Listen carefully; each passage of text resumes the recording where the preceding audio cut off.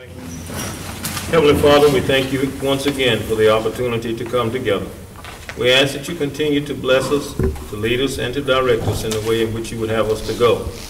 We ask also that you continue to bless this city according to the needs, and that you give it everything that we need, and those that are in the leadership positions, give us that knowledge and wisdom that we need in order to make wise decisions. We pray also for those that are far off, that are in foreign lands, and doing the duties that they have been called upon to do. We ask that you bring them home safely or as you see fit. Now as we prepare to go into this particular session, once again, lead us and guide us. And we ask that you continue to show your blessings upon this city of Winnsboro. In Jesus' name we pray. Amen. Amen. Attention, salute, pledge. I pledge allegiance to the flag of the United States of America and to the republic for which it stands, one nation, under God, indivisible, with liberty and justice for all.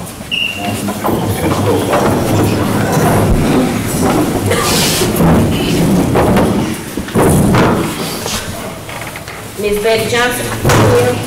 Mr. Rex McCarthy. Present. Ms. Kay Cup. Present. Mr. John Dumas. Here.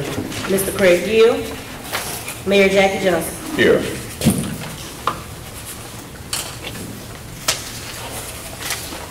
The first item on the agenda is public comments. This is the time that we've set aside to allow the public to make any comments that they may have to this body.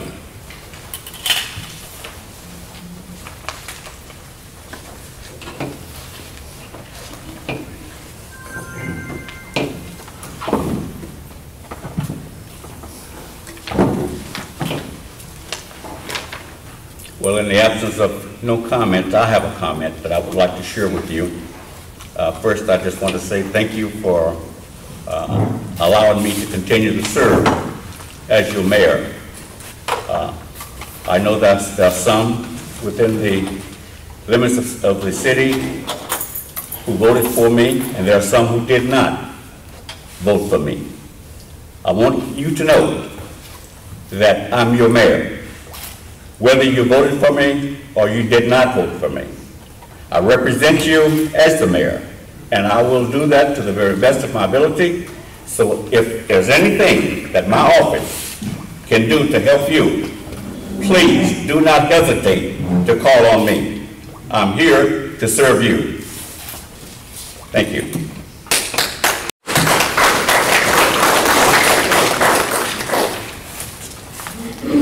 Item number 2, introduction of ordinance number 962, amendment time for redemption.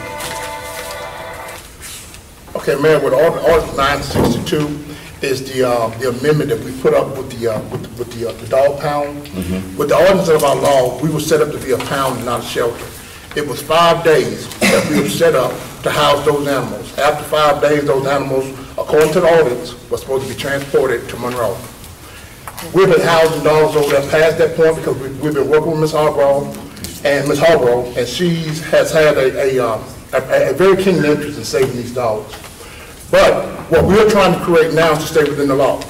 With this ordinance here, what we're trying to do is create another 25 days. We'll give a total of 30 days.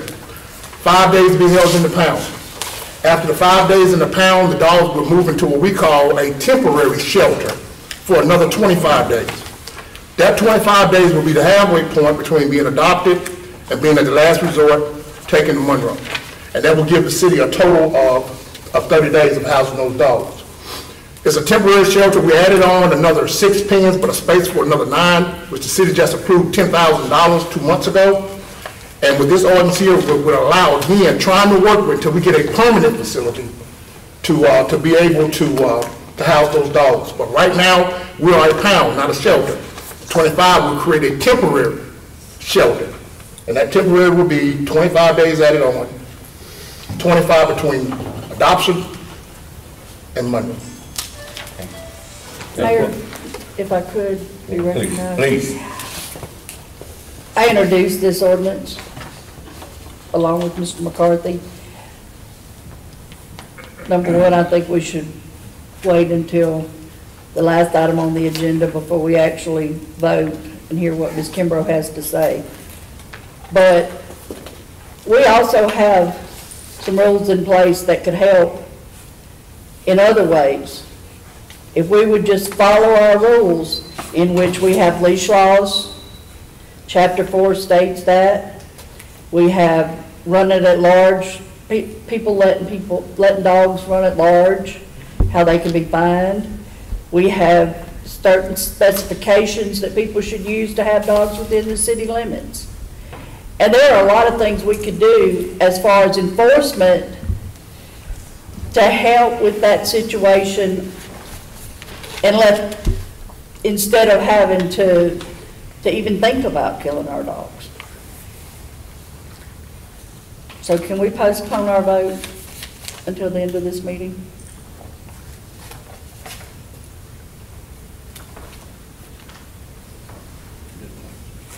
Yeah, I'd like to make a comment if I could, Mayor. Sure. And it's not necessarily, I divert from the term of killing the dog. And of course, when the original ordinance was set up, that was basically the city's way of trying to take care of a nuisance situation that was being complained about by our taxpayers and others, and of course trying to take care of it in a systematic and diplomatic way. I have no problem with the process that has just been stated. My concern, of course, is making sure that even with the temporary lodging that we're talking about, how many of those temporary spaces do we actually have that's going to be provided for Ms. Kimbrough's project? How many spaces are we talking about having? Skipper, can you tell me? How many temporary spaces are we referring to? 6. Then does that mean that you're only going to pick 6 from those animals that has been held for 5 days? And then the lodging of, you see, there's some controversial things here that we have not ironed out. And in the process of doing so, although we may be we're on the right track, we just don't have the necessary lines of communication open and so that we can make wise decisions and make decisions that are going to take care of everything that needs to be done. If you have animals that are held in the facility, how many animals does it hold, Russell? How many animals can that facility hold?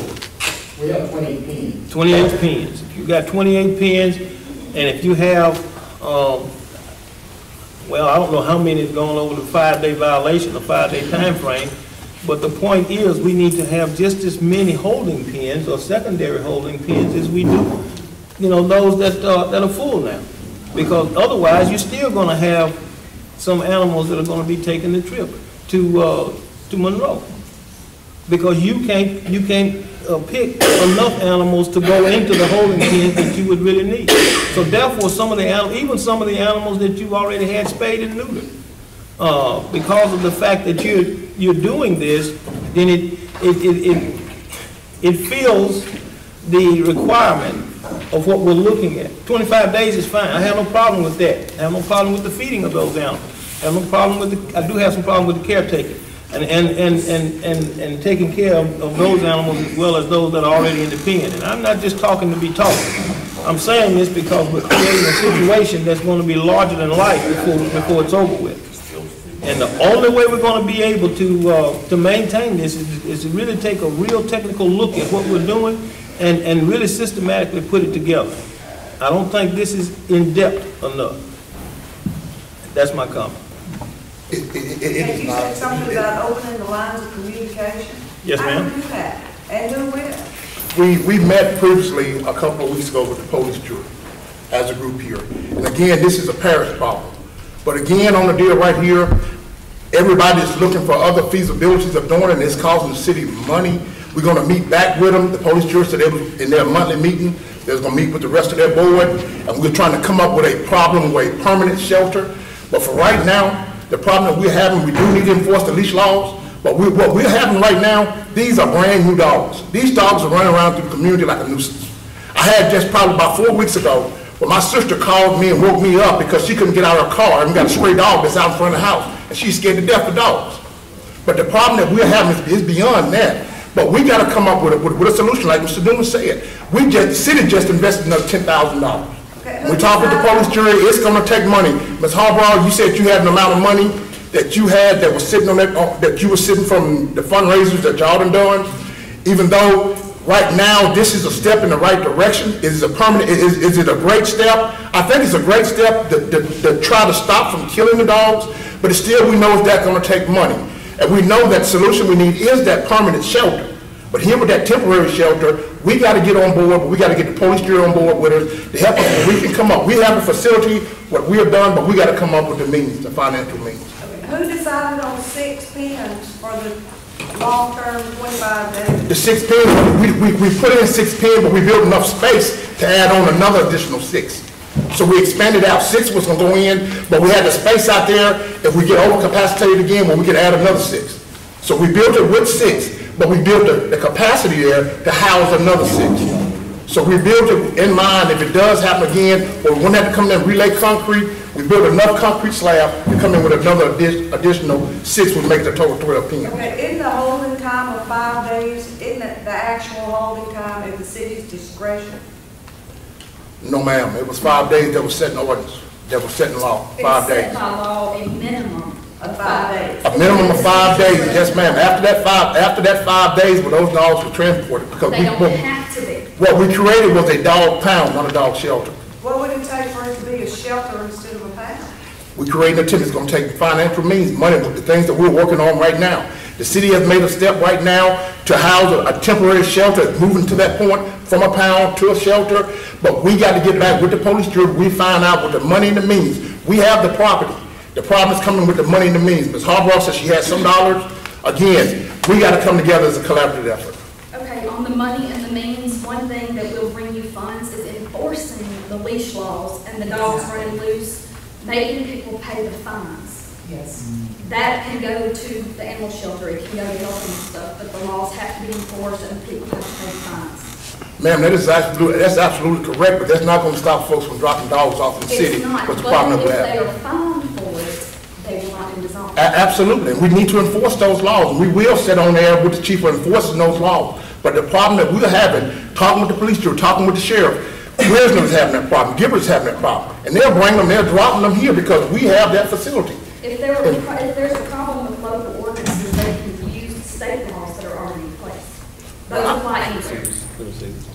One of the situations that we are encountering is the fact that these animals that we're talking about that are being dropped off are coming, a lot of them are coming from outside of the parish. So they're not under the ordinance that we have. And in the process of doing so, they do this at night, or they do it at an inconspicuous time. Therefore, we're not aware, and neither is the officer aware of who is doing it. To find them would be very difficult Is there because... any surveillance at the whole area? Ma'am? Well, in some cases, yes, we can put up a surveillance. I don't think that there's a surveillance camera there. No, it's not one there. But in the process of doing so, to catch those individuals that are coming from outside of the parish, then we're also going to have, that's where we're talking about getting a parish involved so that they too can help us and assist us in apprehending these individuals that are doing this. Because a lot of these animals are not necessarily city animals, and then those that are city animals, you're exactly right, they do need to be fined. We do need to follow the law. But we can't exercise that law on individuals who are outside of the parish. That has to be done by the parish. And it can be done by us if we can catch them. But the thing is, it's done in the dead of night or at other times that we are not aware of, and therefore it makes it more difficult for us. Sir, can I ask you a question? You Sure. say that about enforcing the law. Excuse me, please be recognized before we speak out. Oh, I'm sorry. Okay, go ahead, though. Go ahead, Betty. The point I'm making is, I would say this, Russell has never not come when I've asked him to. I live on Polk Street. We are inundated with pit bulls. I have 3 or 4 at my back door every night. And it's not a matter of we need more laws. We need the laws enforced that we have. You can ride down Davenport, you can ride down Gary, you can drive Mike Street. You've got 3 or 4 pit bulls in a pen, more even with puppies. These people, they're not warm and fuzzy pets, they're raising them to fight. Okay, and I realize Russell can't go to every house, but he could write 1 or 2 tickets and it would stop it. And you've got, there's an ordinance that says they're not supposed to be tied. There's 2 vicious ones on Hassel Street tied up.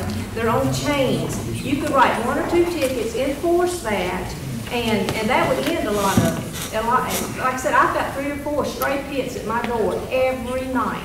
And I get probably 10 to 15 calls a week, like you said, out of the parish about dogs that are running amok.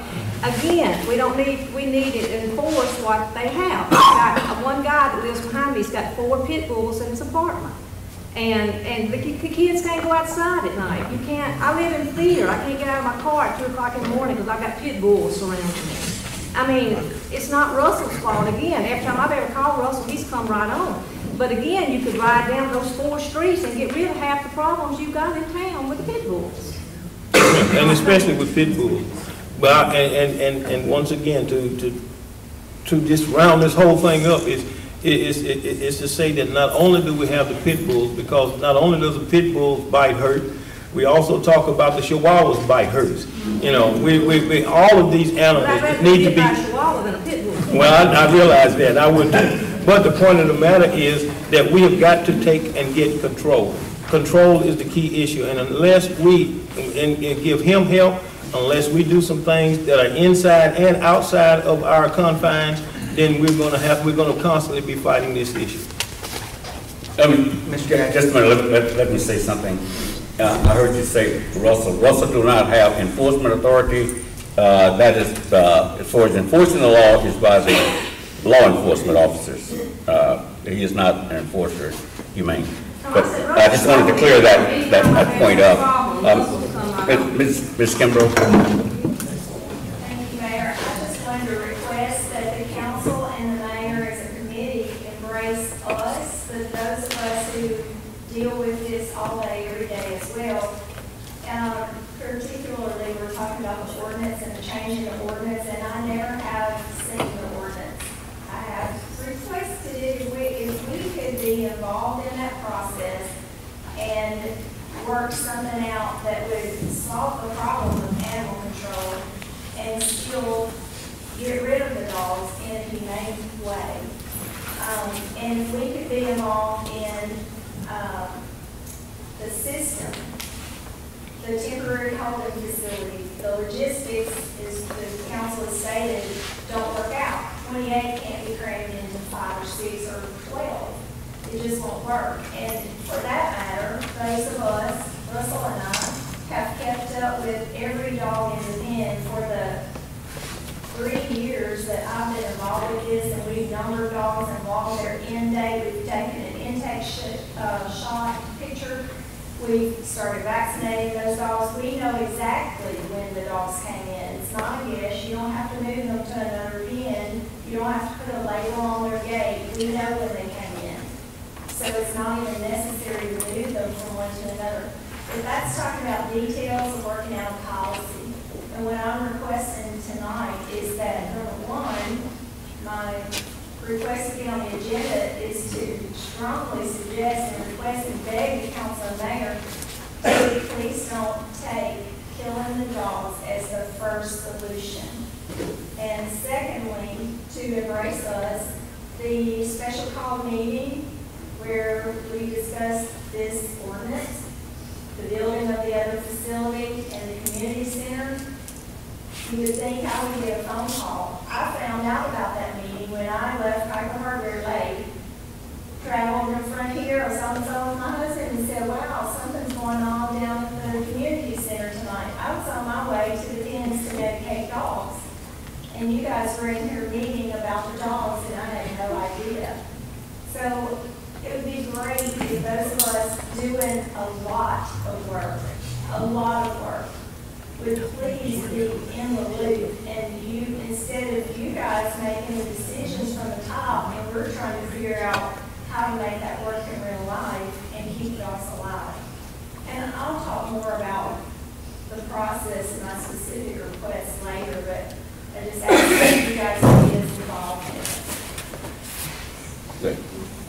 Just a minute, Marvell. All I was going to Mr. say Shirley was is that accurate. what Mr. John said about the police jury and the financing of the whole thing, and that, as a business owner, you have to understand that there is financial things that keeps you from doing things. And we might need to all go home and call our police jury. And if they're going to meet next week, ask them for some help. I mean, if money is the problem, maybe we need to talk to our police jury, and when they meet, ask them for some help and get their names and make sure they do what they tell us they're going to do.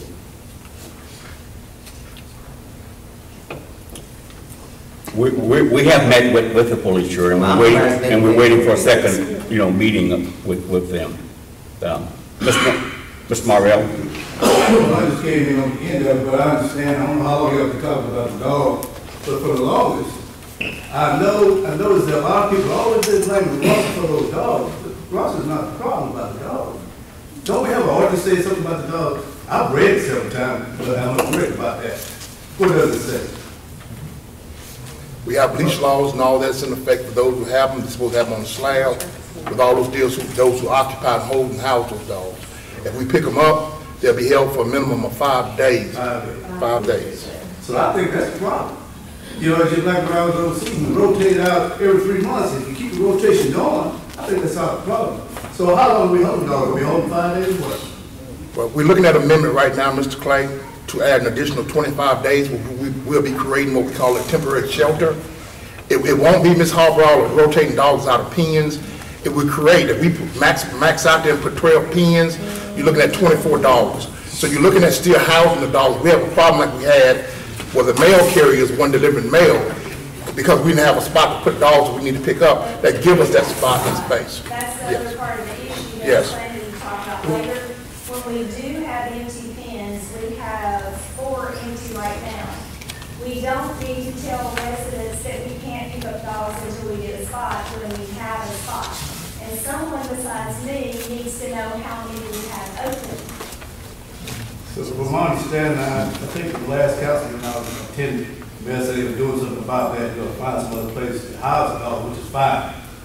But at the same time, I don't like dogs. And I got dogs over by my house. I like to see it. I'd go Russ got people up, but when you pick them up, you go do it. So that's the problem. And if you find some place to put those dogs, maybe I'll be satisfied because I definitely don't like dogs. I'm quite sure other people have the same problem.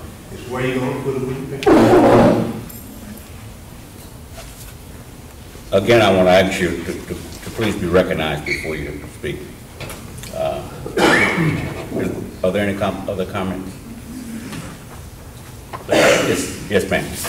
I'm sure none of us are naive enough to believe that every single dog that gets picked up by Russell is going to be safe. There's been dogs, I volunteer there with Miss Kim, my sister, I take my kids, but the dogs should not have to pay because people are irresponsible. If irresponsible owners, like one of the gentlemen said, they're dumping the dogs on. And that's not the dog's fault. If they're would make a perfectly good pet for someone, there is no reason in my mind to euthanize them if there are other options. I know one of the gentlemen said he didn't want to say killing, but that's exactly what you're doing. There's no other word for it. Because we have no other option, because we have no room, because people are irresponsible, we end up having to kill these dogs. I'm lucky enough that I've been volunteering since June. We've only had, I think we put down 2 dogs.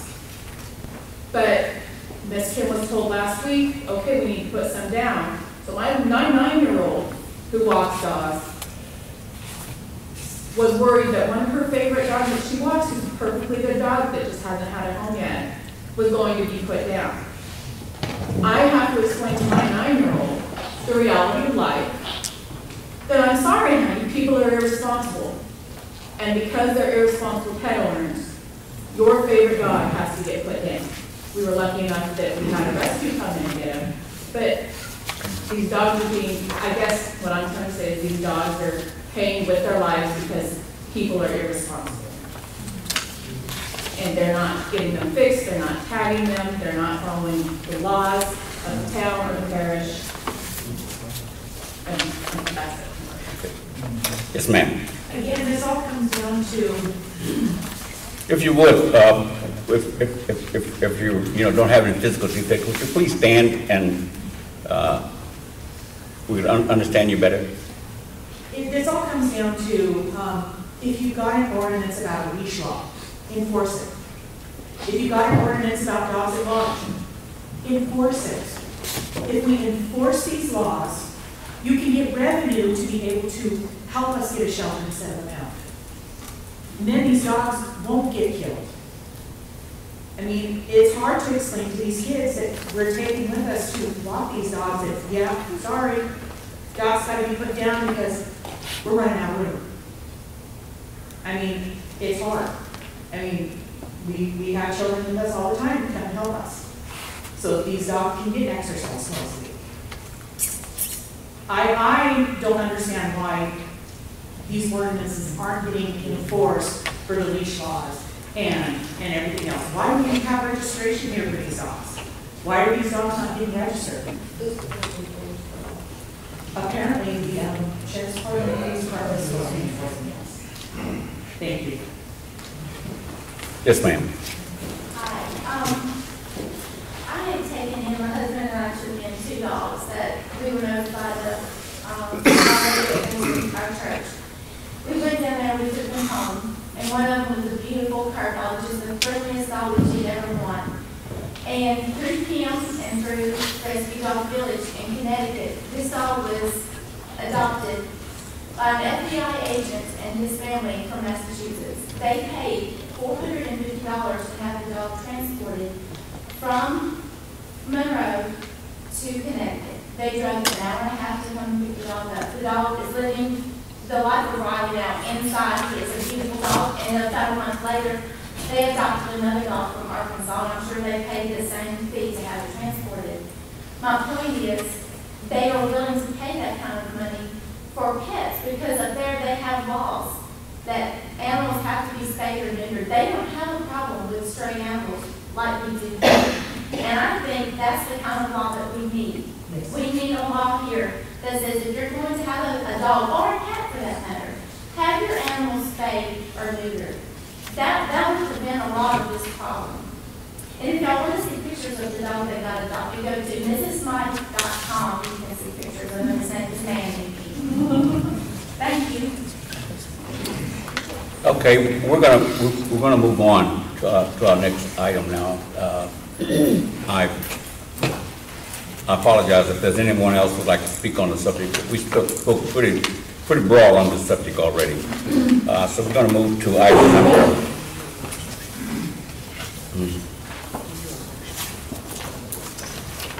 Okay. Council, what is your pleasure? You'll come back after Ms. Hallgirl speaks, but Ms. K wanted. Okay. We need to table it. Table it till number 13.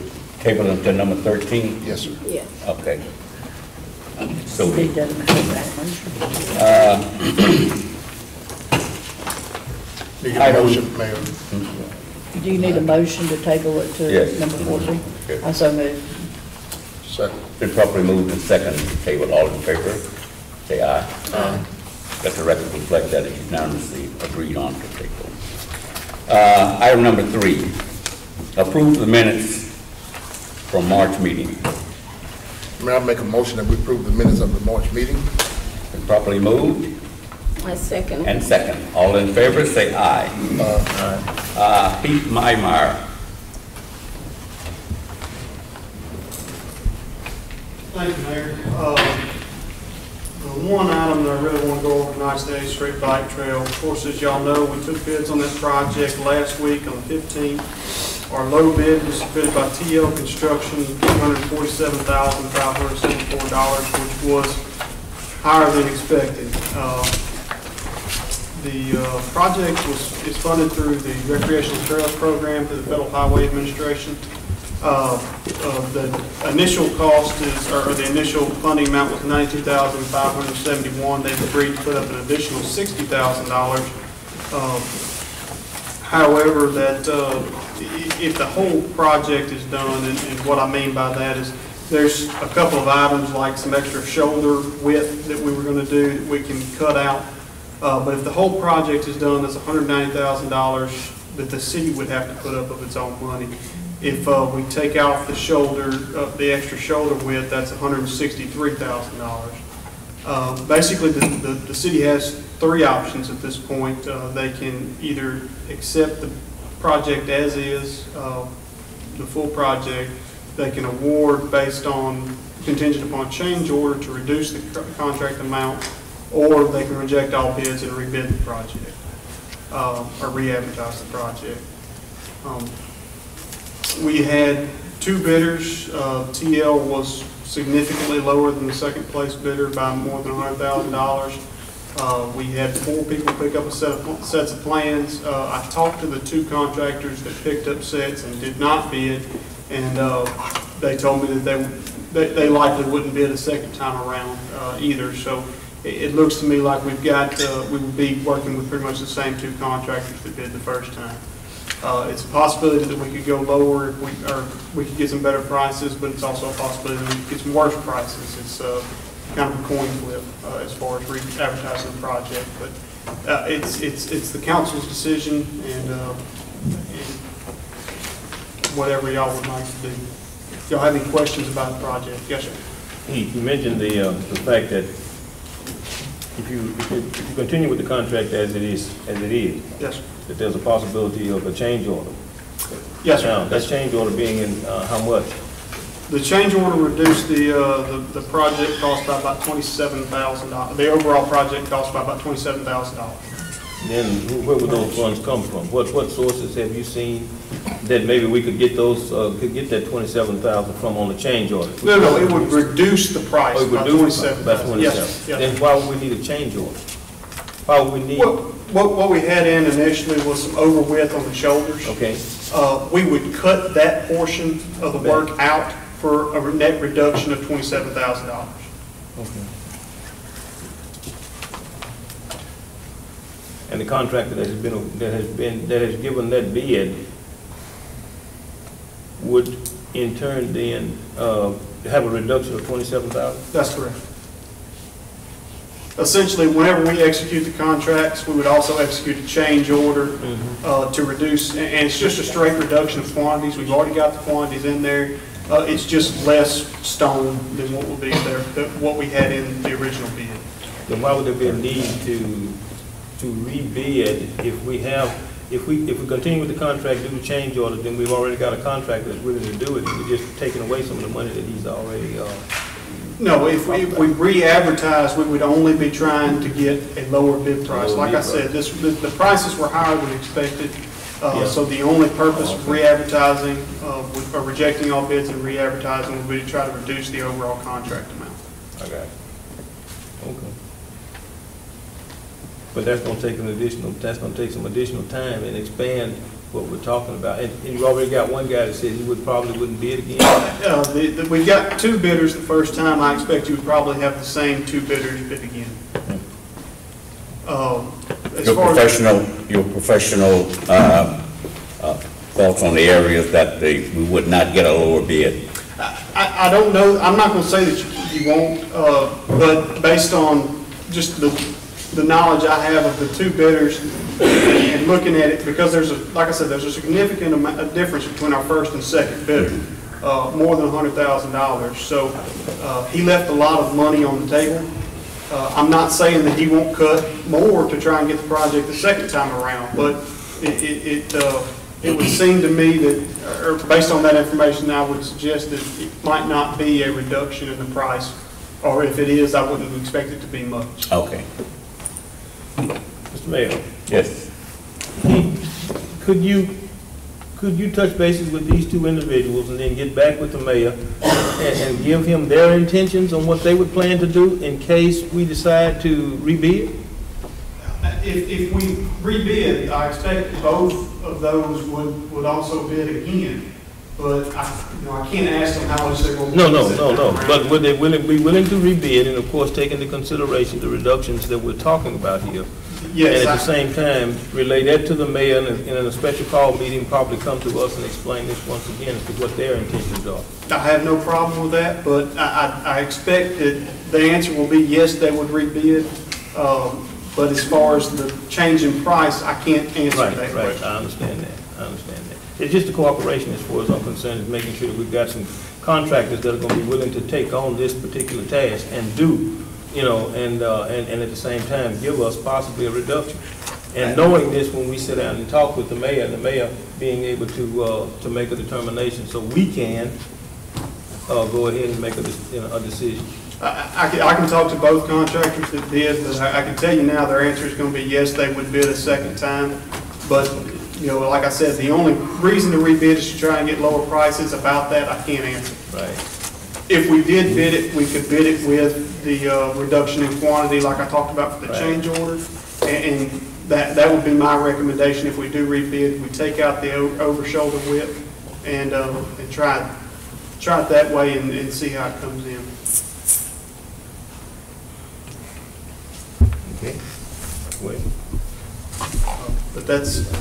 Pete, would we be out of line by asking the contractors to,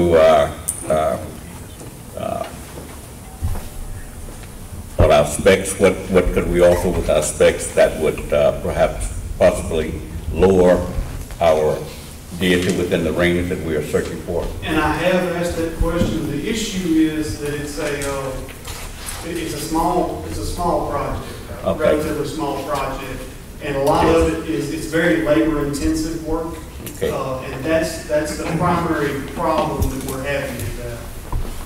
It's not necessarily that there's anything we could do to try and reduce the overall price, or reduce the overall price. The issue is that the work is extremely labor-intensive. Okay.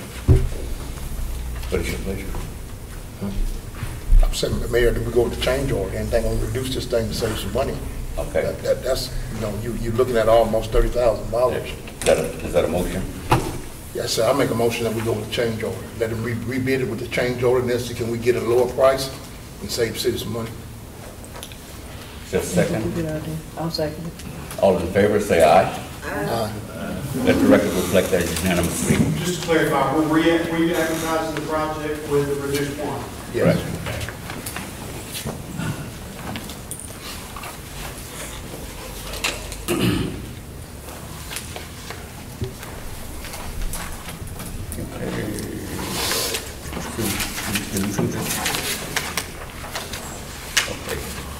Your main officers want to report.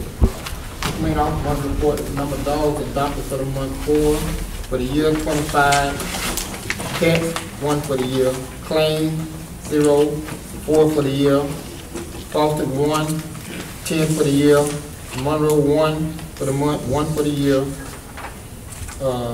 total new dogs 12, total handle for this month 40, in the pen 34, total for the year 74.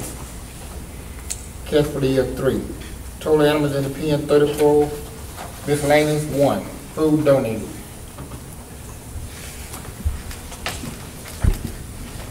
Man, the question I got right here, not gonna be with Russell, but Skipper, I know the rain been going on the last couple of weeks. Have we been able to start breaking ground on the expansion project? No, not at this point.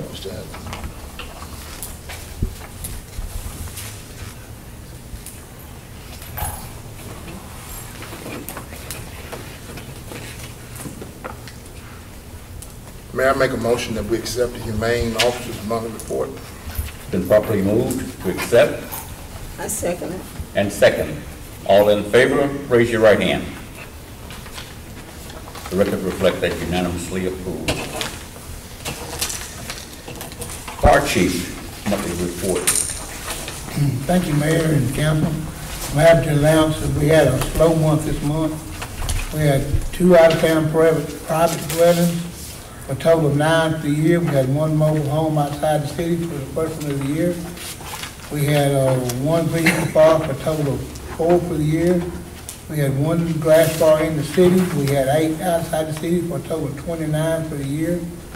We had 1 rescue inside the city, 1 out for a total of 5. We had 1 hospital nursing home for a total of 1 for the year.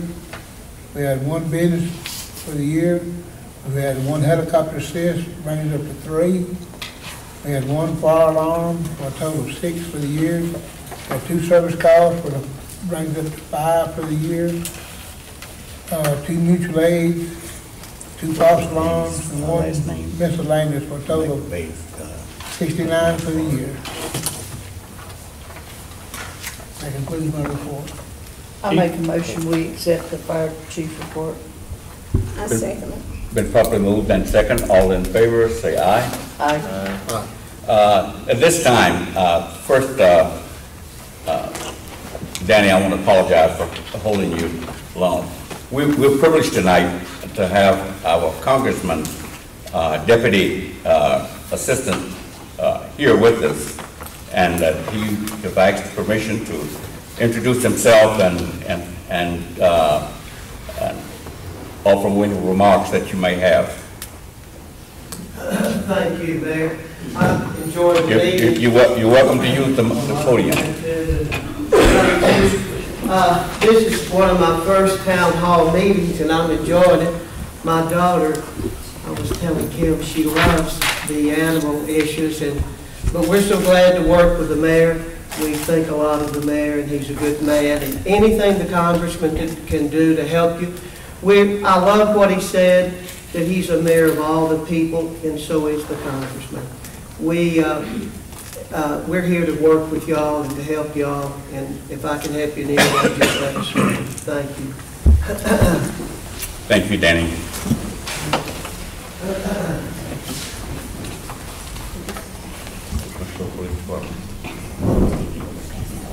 Yes. West Andings Training Facility. Went for a fire department. Mr. Mayor and Council, I appreciate y'all letting me come talk. What I was going to talk about, we've talked a few times about using the old water plant building that y'all aren't using anymore for a training facility. We've had a lot of stuff going on lately and I hadn't had time to get back, but I'm ready to start working on that, getting that facility set up if y'all are willing to let us have that property. This information I gave y'all doesn't have a whole lot to do with the facility itself, but it's just kind of stuff on the PIL rating we've been doing. It's a breakdown on where our points come from, how much of it ties to training. That's the main reason I brought a bunch of it. If you notice at the top, it's got the website where y'all can find all the information out about the PIL rating stuff we do every year. That's all I got. If y'all would. Got a question? Yes, sir. On the training facility, what type of requirements are you going to have to meet? Is the city going to have to do any changes or anything in order to bring this thing to a code or to a There are some standards to it. I have called and talked to PIL. They said they would give us credit for that facility as a training facility. Now, they said if it came down to comparing to NFPA standards, said we are saying we will give you credit for it as a training field. We are not saying it matches NFPA standards. So what they're saying is for our PIL rating, we can use it and get credit for it. There will be some stuff. Right now, with use of the facility, it'll be partial credit. We can get credit for doing search and rescue and doing a lot of training like that. So it's going to take a while to bring it up to be a complete, full credit for a full training field. It's going to take several years. But, so you won't know that until this summer when PIL comes in, do their inspection and so forth, and actually tell you what is needed to bring it up to the normal or to another training facilities requirements. Well, there's actually in some of this paperwork I gave you some of the requirements what this field is supposed to have for different types of training. But it's just like our PIL rating. It varies, you know, depending on what they focus on.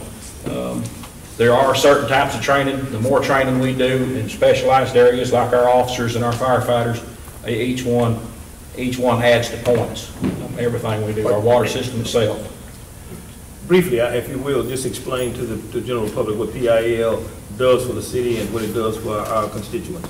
The PIL is the Property Insurance Association of Louisiana. They are the organization that rates our city. They come in and they're actually who sets y'all's insurance rates.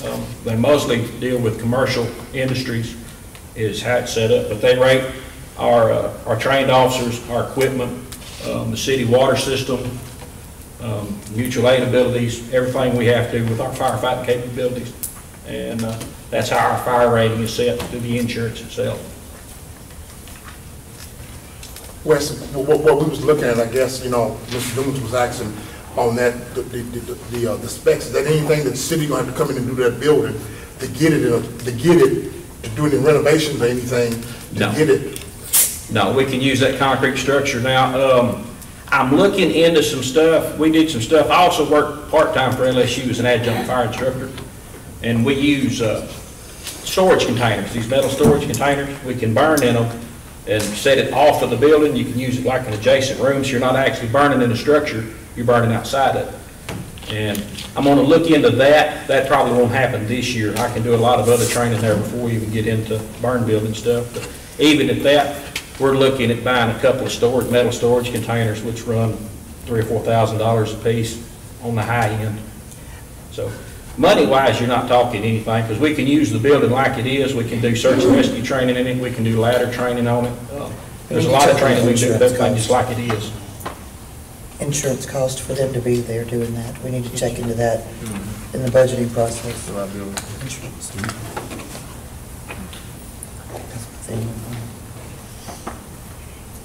But wouldn't that insurance fall under the insurance of the city? Are we covering training anyways? That's what she said, need to check into it to be on the safe side. Yeah, because I thought they were covering us training. All right, I'm finished. Thank you. I don't have to know anything today. Y'all just think about it. Okay. Thank you very much. All right.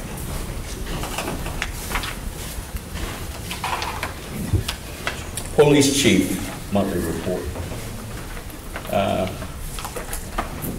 Police Chief monthly report. He left a report with you. Have a copy of the report.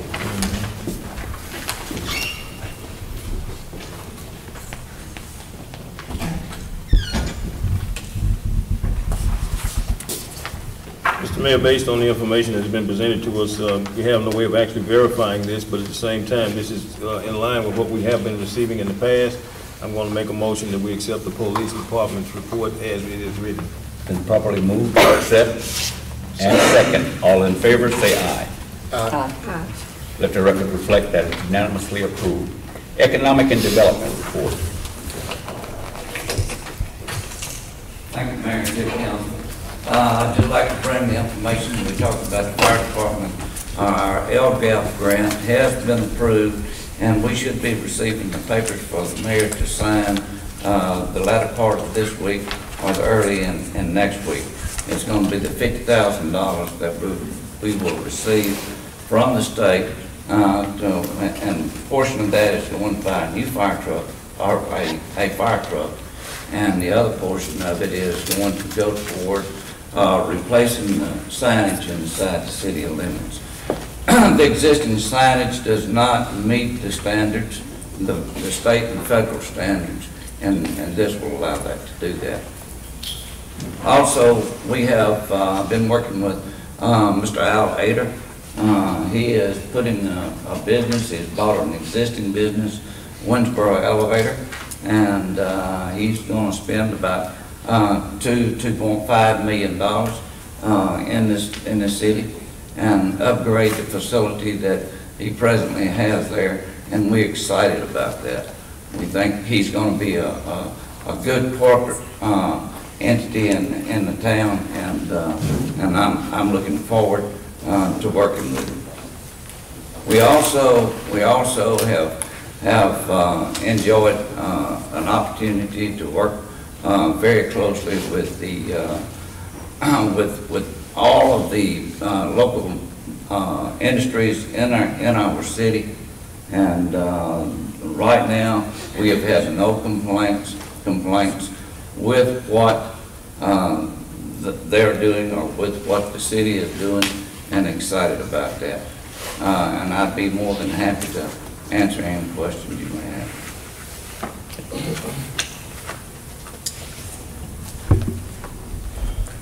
One other thing that I did mention, we will on Fair Avenue and Mary Moore, the street dedication, the resolution was passed at the last city council meeting. Meyer has the surveyors ready. They will be surveying this coming week, and we'll get the property description so it can be put into the ordinance for your consideration.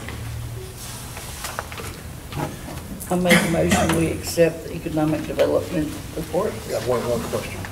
Okay. Mr. Cobb, what was the damage assessment on the Winsboro Rubber plant, that fire there? You know, the damage assessment comes to the fire department and the company itself.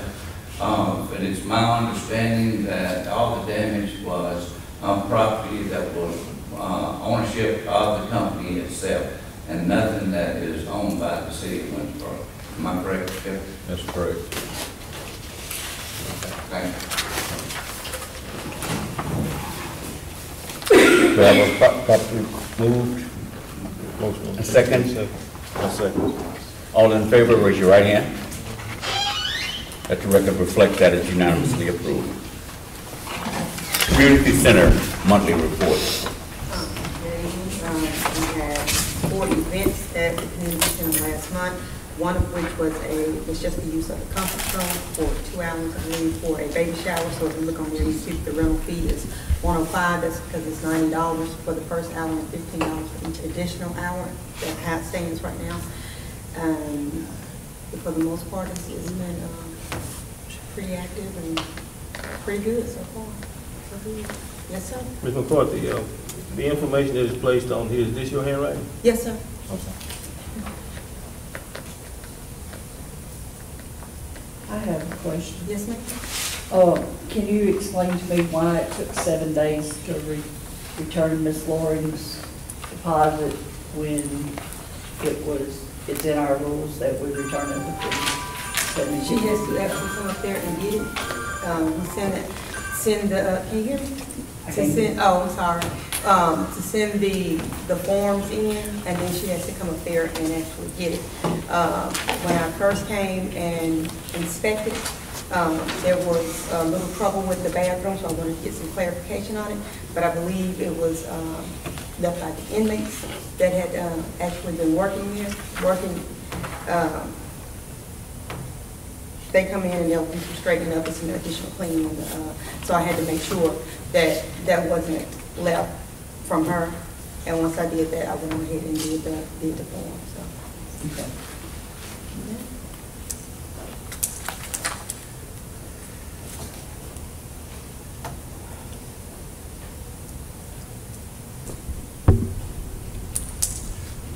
Mayor, I make a motion that we accept the community center monthly report. I second it. Been properly moved and second. All in favor, say aye. Aye. Aye. Let the record reflect that it's unanimously approved. Recreational. This summer I'm implementing T-ball and Pee Wee basketball, and looking forward to the summer for our kids. That's pretty much all I have.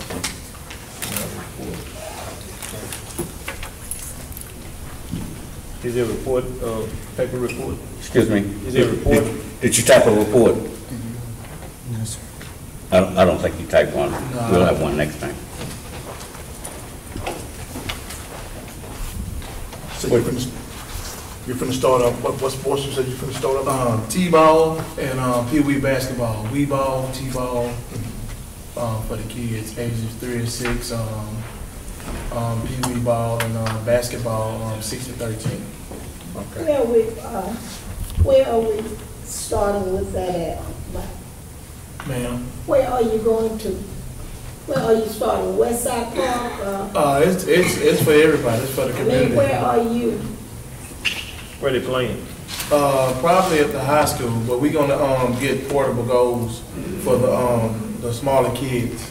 Once we get enough kids enrolled for basketball, but as of right now, it's kind of slow with the basketball. But Pee Wee T-ball is everybody's really jumping on there right now. I guess because of the seasonal thing. But so where are you playing the T-ball at? It'll be on West Side Parks. Have we got any coaches to volunteer? Yeah, I have a few. Really ready to get with the kids and get rolling once I get enough enrolled and get it started. What are we doing to get the message out to them? I actually just been Facebooking, you know, Saturday, I had like 20 come get application from 12 to 1 with the T-ball, so it's process picking up with that just like that, you know, because I just started that Thursday, and so Saturday I gave out 20 applications at the park.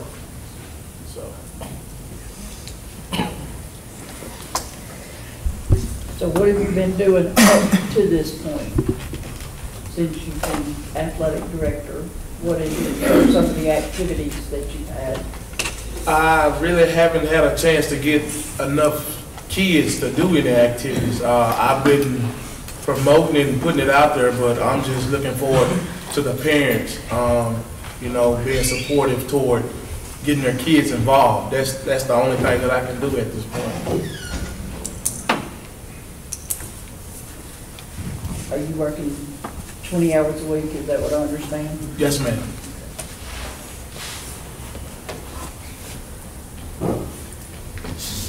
And I actually went to all the junior highs and I faxed them the papers and everything. I actually visited them twice because they said that they announced and asked the kids where did they want to play these sports. And I was to myself, I was like, you might have to give it to those kids and let them take it home because they don't know what their parents want them to do. So maybe in the next week or so, we'll probably get progress with that basketball. Have we advertised in the paper? Yes. What, like 3 weeks ago, I went to Matt and he put it in the paper. Have you did it every week? So. Have you did it every week or just 3 weeks ago you did it? I constantly go there and ask, have you done it? So, I mean. So that was every week for 3 weeks? Or just 1 week? I think it's 1 week. Just one. Okay, we probably need to do it. Okay.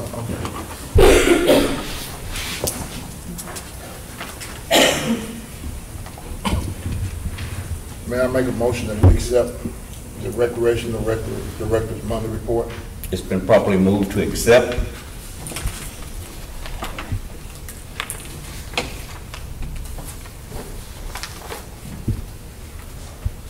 Been properly moved to accept.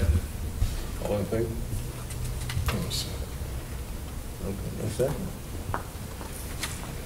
Yeah, second. It's your second? Yeah, I'll second. Approved and second. All in favor, say aye. Aye. Let the monthly report show that it was unanimously approved. Monthly financial report.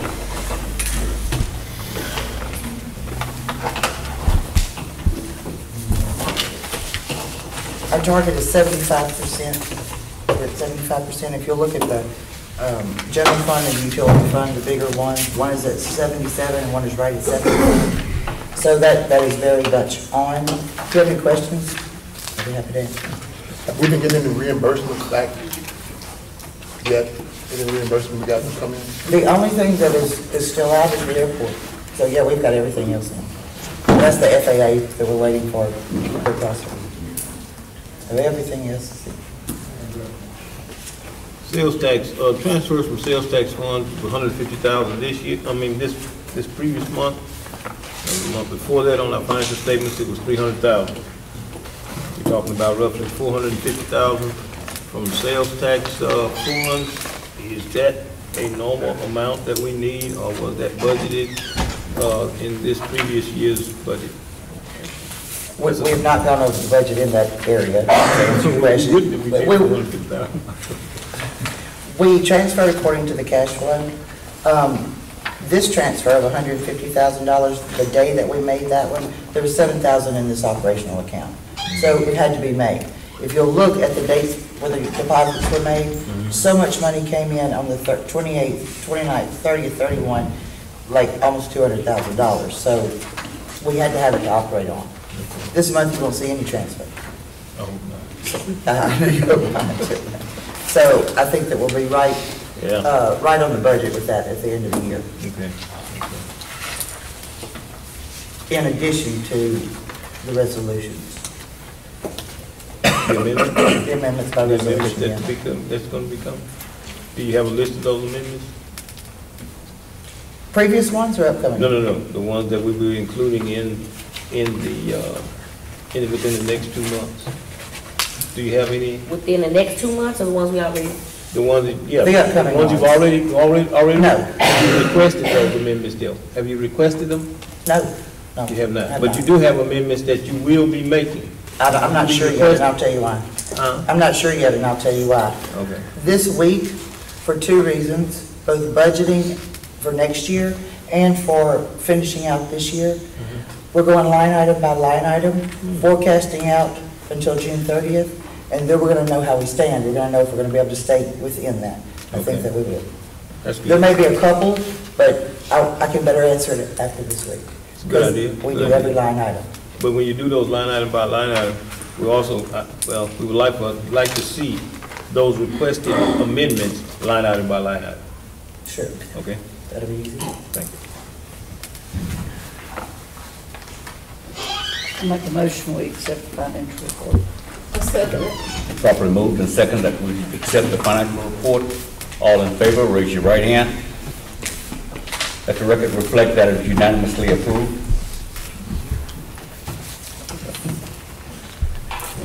Well, Winsboro Municipal Airport, Mr. Lonnie Reynolds.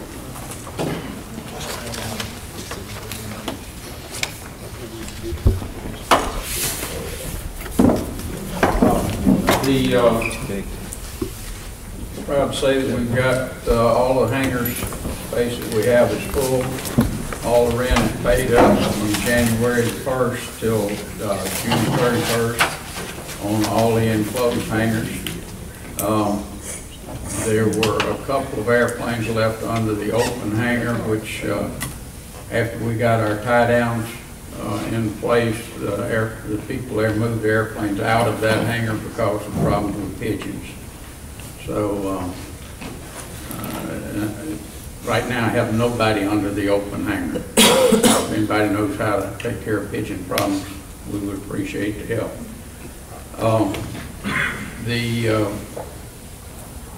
We passed an ordinance back around the end of the year, a new ordinance about the airport stuff.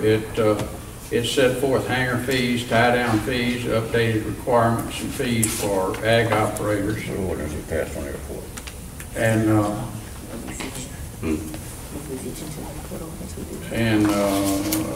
in the first part of the ordinance, we said that we would lease the shop hangar and the loading ramp, which is where the ag planes load their chemicals, that we would lease that as a facility for ag operations. In the first part of the ordinance, it said that that would be leased with fees and requirements set by the city. Then in the end, the last part of the same ordinance, it says that the city will advertise for bids for that property. So we had to make a decision on what we were going to do there, and the mayor decided that we would take bids on it. We did take bids. It was advertised for 3 weeks. When we received the bids, there was only one person that showed up, and that was Ollie Grove. I do know that I think around 6 or 7 packets were sent out. Is that right, Amanda? Something like that? I think it actually ended up being 12 or more, didn't it? About 12? But the day we talked, we were up to 7, but I okay. think that more will pick up after that. But anyway, you know, it was spelled out in there exactly at what time and what date that we would open bids. Nobody even bothered to come bid on it, except for the one bidder, which was Olive Grove. I have to say the facility is in very bad shape. The door to the building that we're talking about leasing, I won't open personally. I'm afraid it'll fall on me. There's only a couple of people at the airport that will open it. So we've got a building there that we really need to do some work on. And people just will not pay the fees that we're asking. So the bid that we got was less than the minimum bid set by the city. I've got, I know ag operators are in the middle of their season. We need to have an ag operator at the airport. It puts people to work in the town, loading airplanes. It brings in city taxes, fertilizer and everything, fuels and everything else that are used. We've been trying to get a lease on this facility for over a year, and we've not been able to push it through. So I think the city has a pretty sizable loss of income already, and I would like to suggest that we seriously consider accepting the bid that we got, and let's get on with the program and get somebody in that facility. In the bid that was turned in, and I haven't even seen the bid personally, but I do know that there were two offers. One was to rent the facility as is, and the city would agree to fix up the facility. And the other one was to rent the facility at a lesser price and prorate the rent to pay for a new door and for painting the roof and fixing up the building. And I just need to get an answer on that as to, what we're going to do. If we're going to rebid it, then we should rebid it. My personal opinion is that since we sent all these bids out, or these packets out, and nobody even bothered to bid, I believe that we're asking more than anybody's willing to pay. And that's my personal opinion, and I think we should take what we have. But I am the airport manager.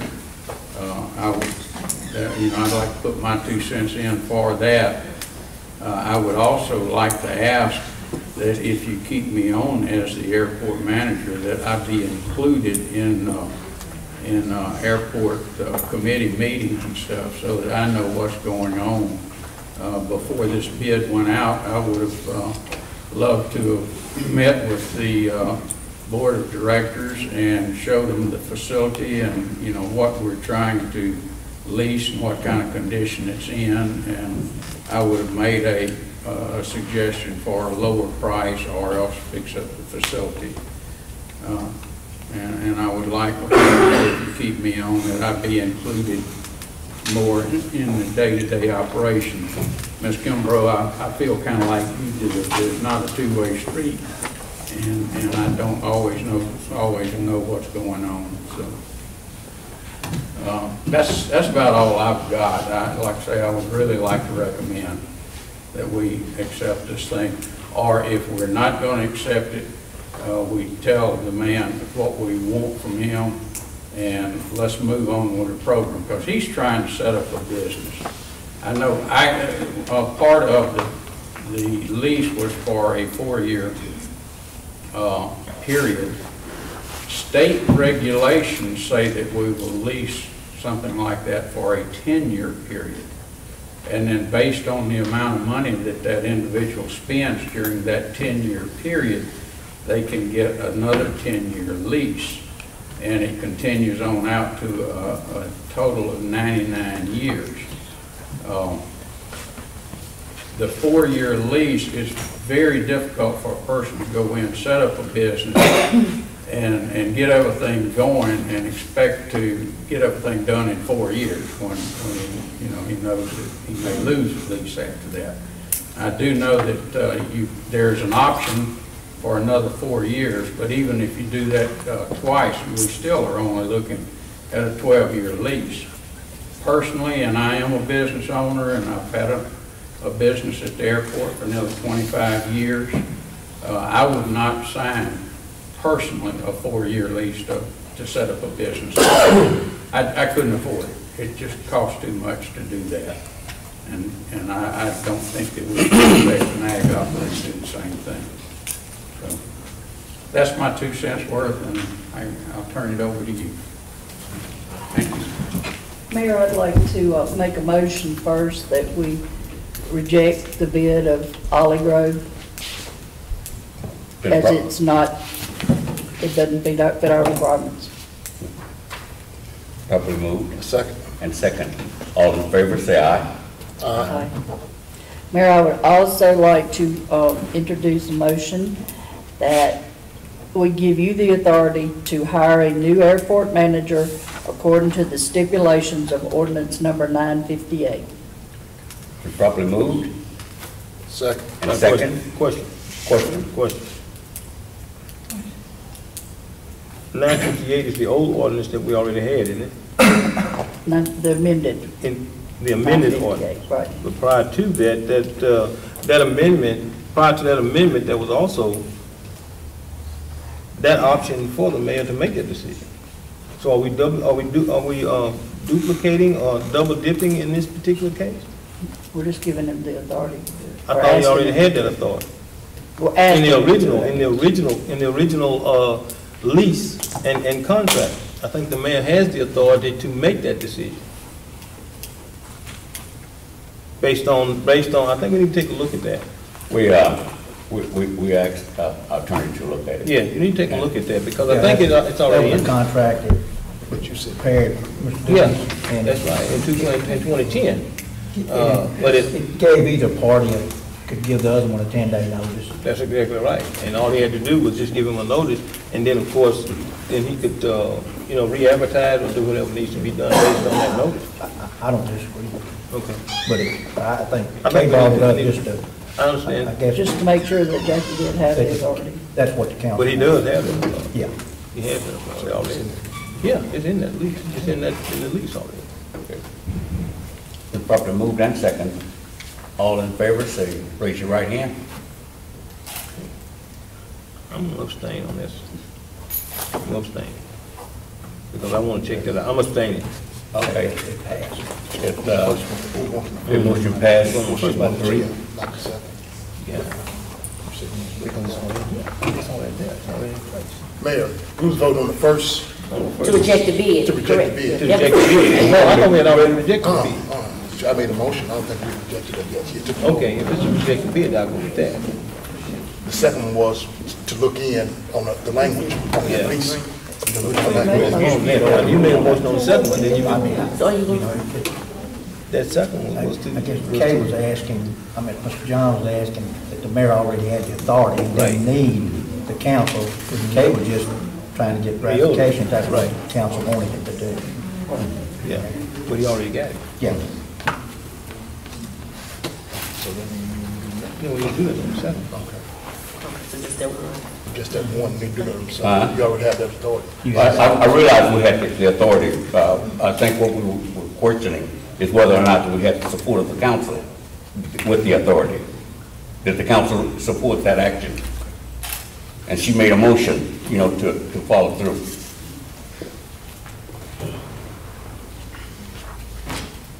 But I don't think it makes sense. I don't see the necessity in that. Do you need the council's support or concerns? No. Okay, then I don't see why. Would like, yes. I know, well. Once again, I'm saying. And it If did you want to pass vote by on it, motion of You still have- 3. Yeah, okay. Okay. So Ms. Kay, so I can get this right from the minutes, could you repeat that motion? The second.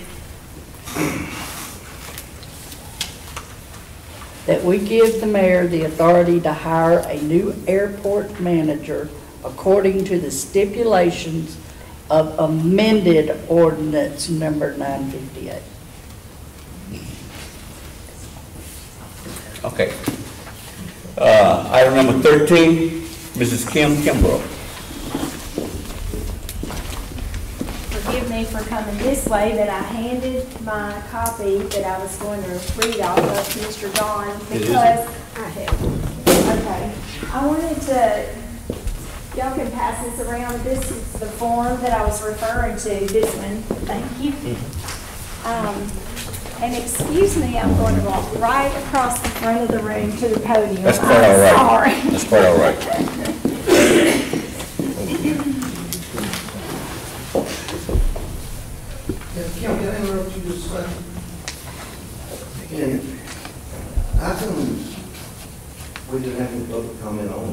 me, what's your question? How come we didn't get comment on the airport? What do you want, Mr. Darnell? Well, you know, where we go from here? We done rejected bids, and where we go now? I mean, 7 months of this, where we go now? I'm about to clarify that Okay. in a few minutes. I think while we're on the subject, this would be a good time to clarify things. Excuse me? Well, we'll wait to clarify, he's already out, wait, let y'all deal with the dog problem. Okay. Mr. Reynolds, we appreciate your service that you provided to the city, but we are, based on the support that I've received from the council, we are asking you to step down as the airport manager. The name is Rundle, not Randall. I apologize. Mr. Rundle. Okay, did I clarify your question, Ricky? That's part of it, Okay, we're in the middle of another subject now. And I didn't mean to interrupt, but we didn't get a chance. Okay, then we're going to move on with Ms. Kimbrough.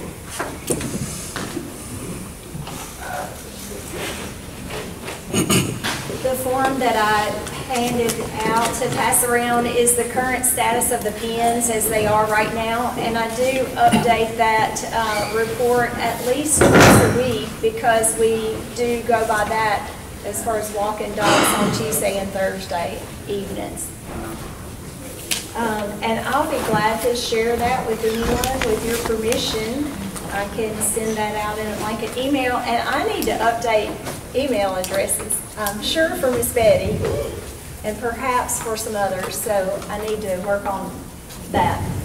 I am Kim Kimbrough, and I have founded Windstar Dog Pound, which is a group of volunteers who support the Humane Facility for the city of Windsboro and their program. And many of our faithful dog walkers are here tonight, and if you don't mind, Mayor, I'd like to recognize them. All of my... By all means. The people who come every single week out of the goodness of your heart because you love these dogs and you want to give them this exercise that's required to keep them from going stir crazy. My faithful dog helper group, would you please stand?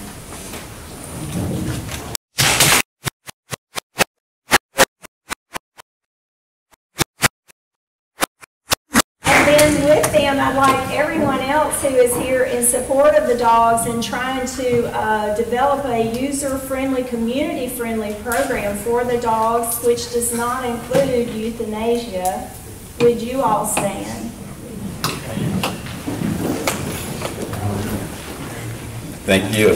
Thank you. And I appreciate this group more than I can tell you. I'd like to point out one family in particular, Mr. Johnny Walker and his family right here. And they live inside the city limits, and I met the Walkers at the end of January. Mr. Johnny likes to collect cans, so everybody bring your cans over to Johnny, and he can make good use of them, and anything else for that matter. But I met them at the end of January when we started taking our cans to Mr. Johnny, and the first time I pulled up to Johnny's house, there were a bunch of dogs. And some of them, they had accidentally multiplied, and he had gotten more dogs than he was able to properly care for, is a good way to put it. And so I started helping him to get his dogs healthy. My husband and I went over on Saturday, February the 1st, and loaded Johnny's dogs up in my truck and took them to Dr. Sullivan at my expense. I paid for his dogs because it was the right thing to do, for the dog's sake and for the family's sake. And we have subsequently rehomed some of those dogs already. Poor little Sassy was already great with child, and she's had 7 puppies, one of whom has been adopted. But the point is, we as a city have an opportunity to help people in the community. And I want the council to please realize that that's what I am all about. And that's why I can tell you story after story like the Walkers, but I don't ever toot my own horn, because that's not who I am. I'm private. I just love the dogs and I love people. And we have an opportunity to serve the people and help the dogs. I'd like to point your attention to a letter that I handed out with my report from Kathleen Burnett. She goes by Khaki. And please take time to read that letter at your convenience. And Mr. Neal was here, Danny Neal was here. I'd like to point out that I didn't give him enough notice, but I did invite him to our first police jury meeting, and he does have interest in attending, so that I'm just naive enough to think that we can be a catalyst to make a difference for animals in the South. And we have all kinds of resources at our fingertips to not only do damage control, but to take some proactive steps to handle the dog issue. Cats too, but primarily the dogs are the ones that we have trouble dealing with. And so I'm challenging the city. First of all, I'd like for you, I really had planned to go through this step by step through the email that I sent to the council, but I know some of you didn't receive it. How many of you have had a chance to read my email? And how many of you have had the chance to watch the video that I attached the link? Okay. So I'll briefly talk about the email. The reason that this meeting that I requested to be on the agenda was that Thursday, before the Catfish Festival, is the way that I remember it because I hosted the car show and I was very stressed out. But I got a call, meeting 2 o'clock. We're going to euthanize 6 dogs today. And that sent me and us, those of us who love these dogs, into a tailspin. And particularly because I have paid to have 4 of those 6 spayed, neutered, vaccinated at Dr. Sullivan's office already. I also attached to the email a report that I got together based on the Humane Officer's report. This will document that we have averaged 14.5 dogs. I know you don't have a half a dog, but it was 173 dogs in and 174 dogs out, and that's because we had residual in the pen, left in the pen. So 1 more out than we took in, which comes to an average of 14.5 per month. And with the reality that the dogs are being dumped at the facility, we've requested cameras. We don't have any cameras yet. And the reality that they're being dumped in the city, which is hard to control, I'm asking how many is enough?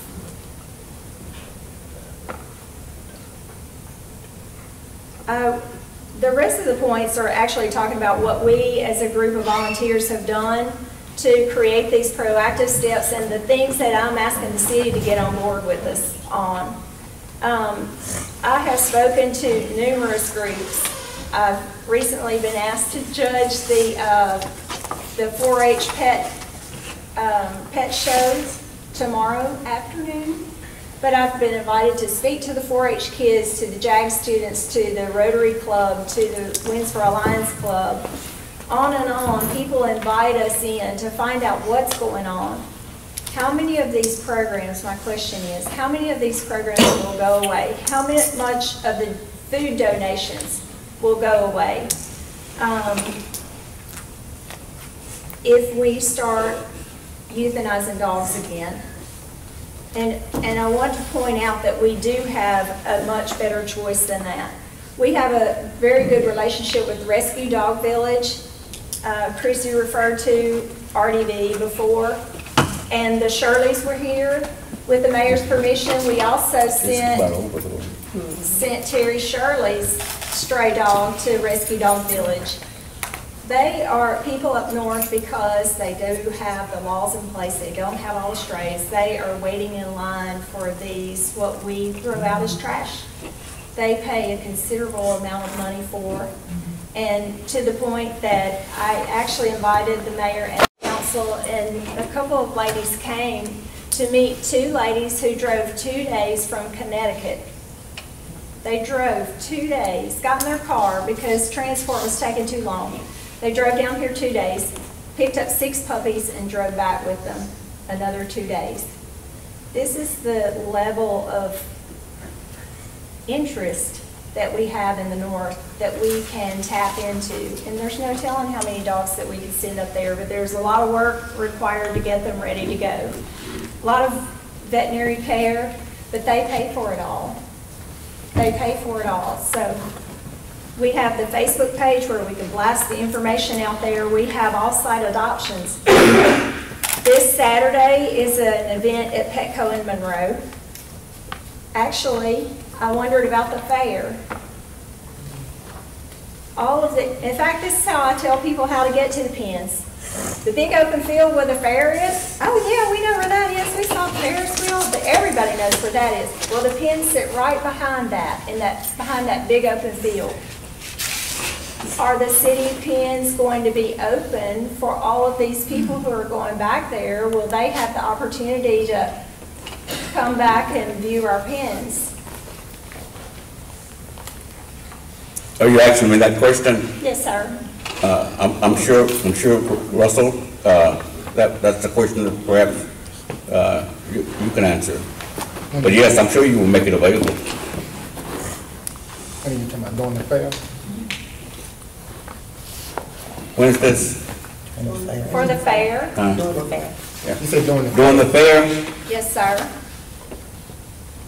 And I'm sure we can talk about that if you're receptive to that Well, idea. it would be better if we did talk about it, without, I would have loved to have heard it, before I was with you.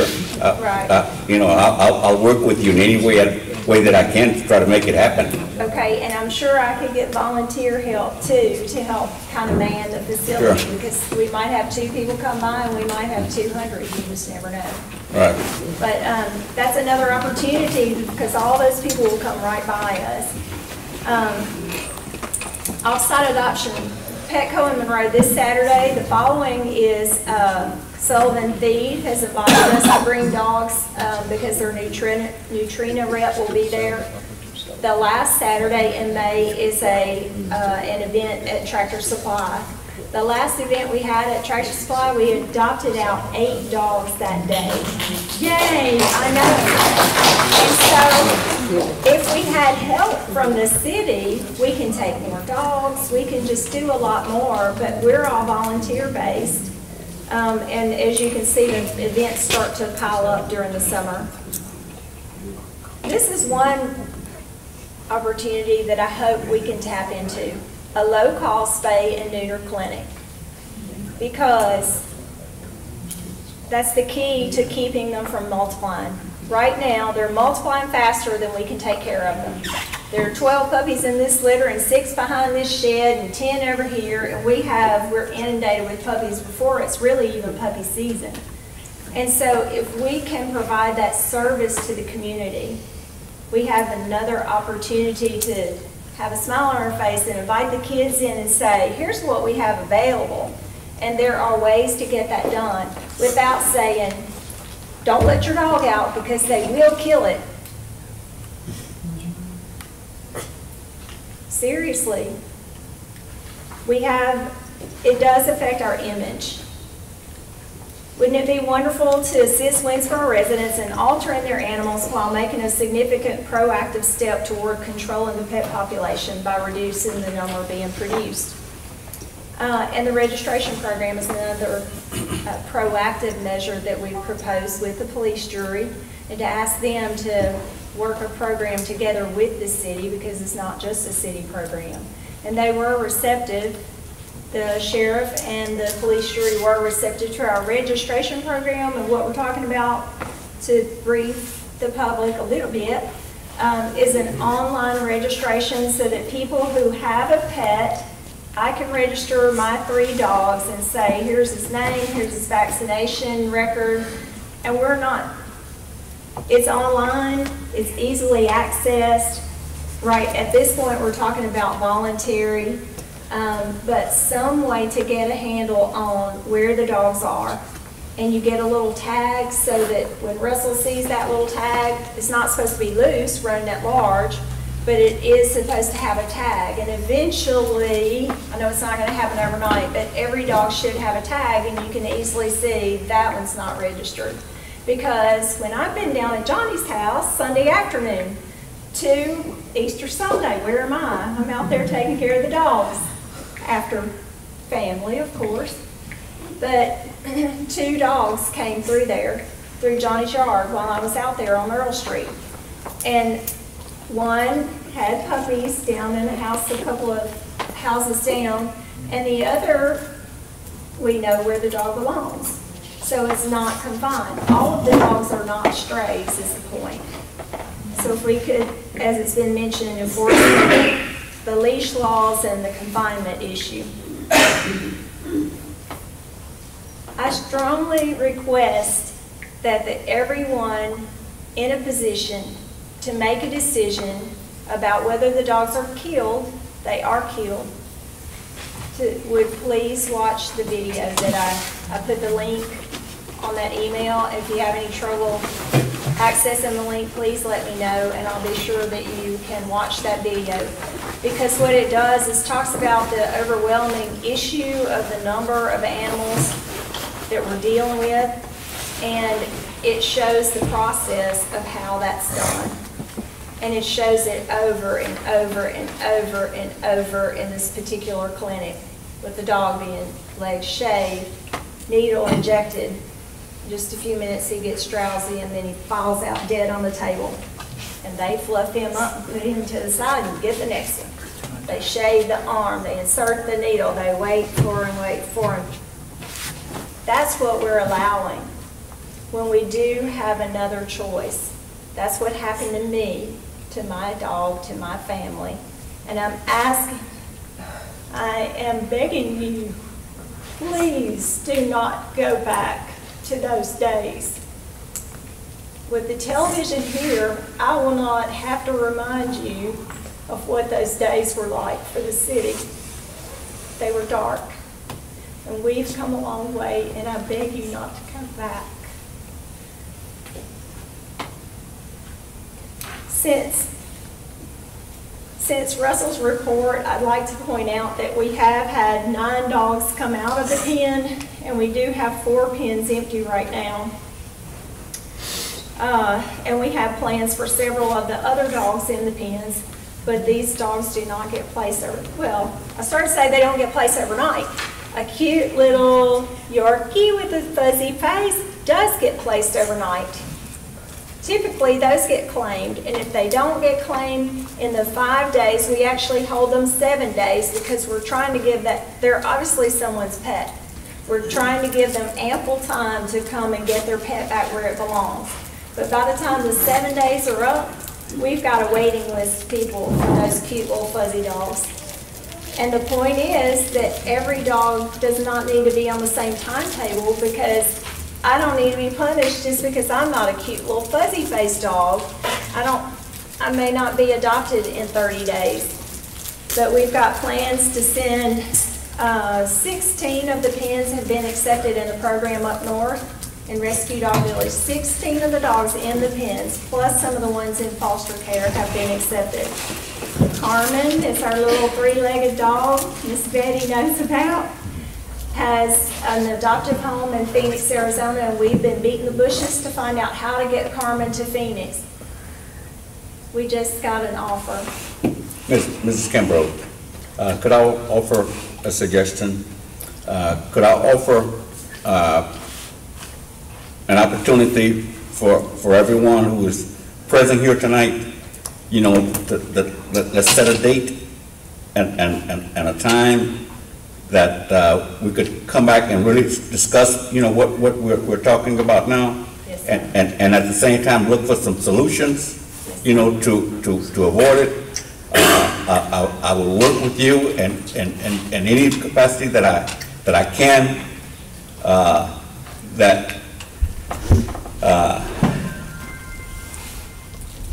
I'm obligated, and I have been spotlighted, you know, that we have not been doing, you know, what the city ordinance has directed us to, you know, directed me to do.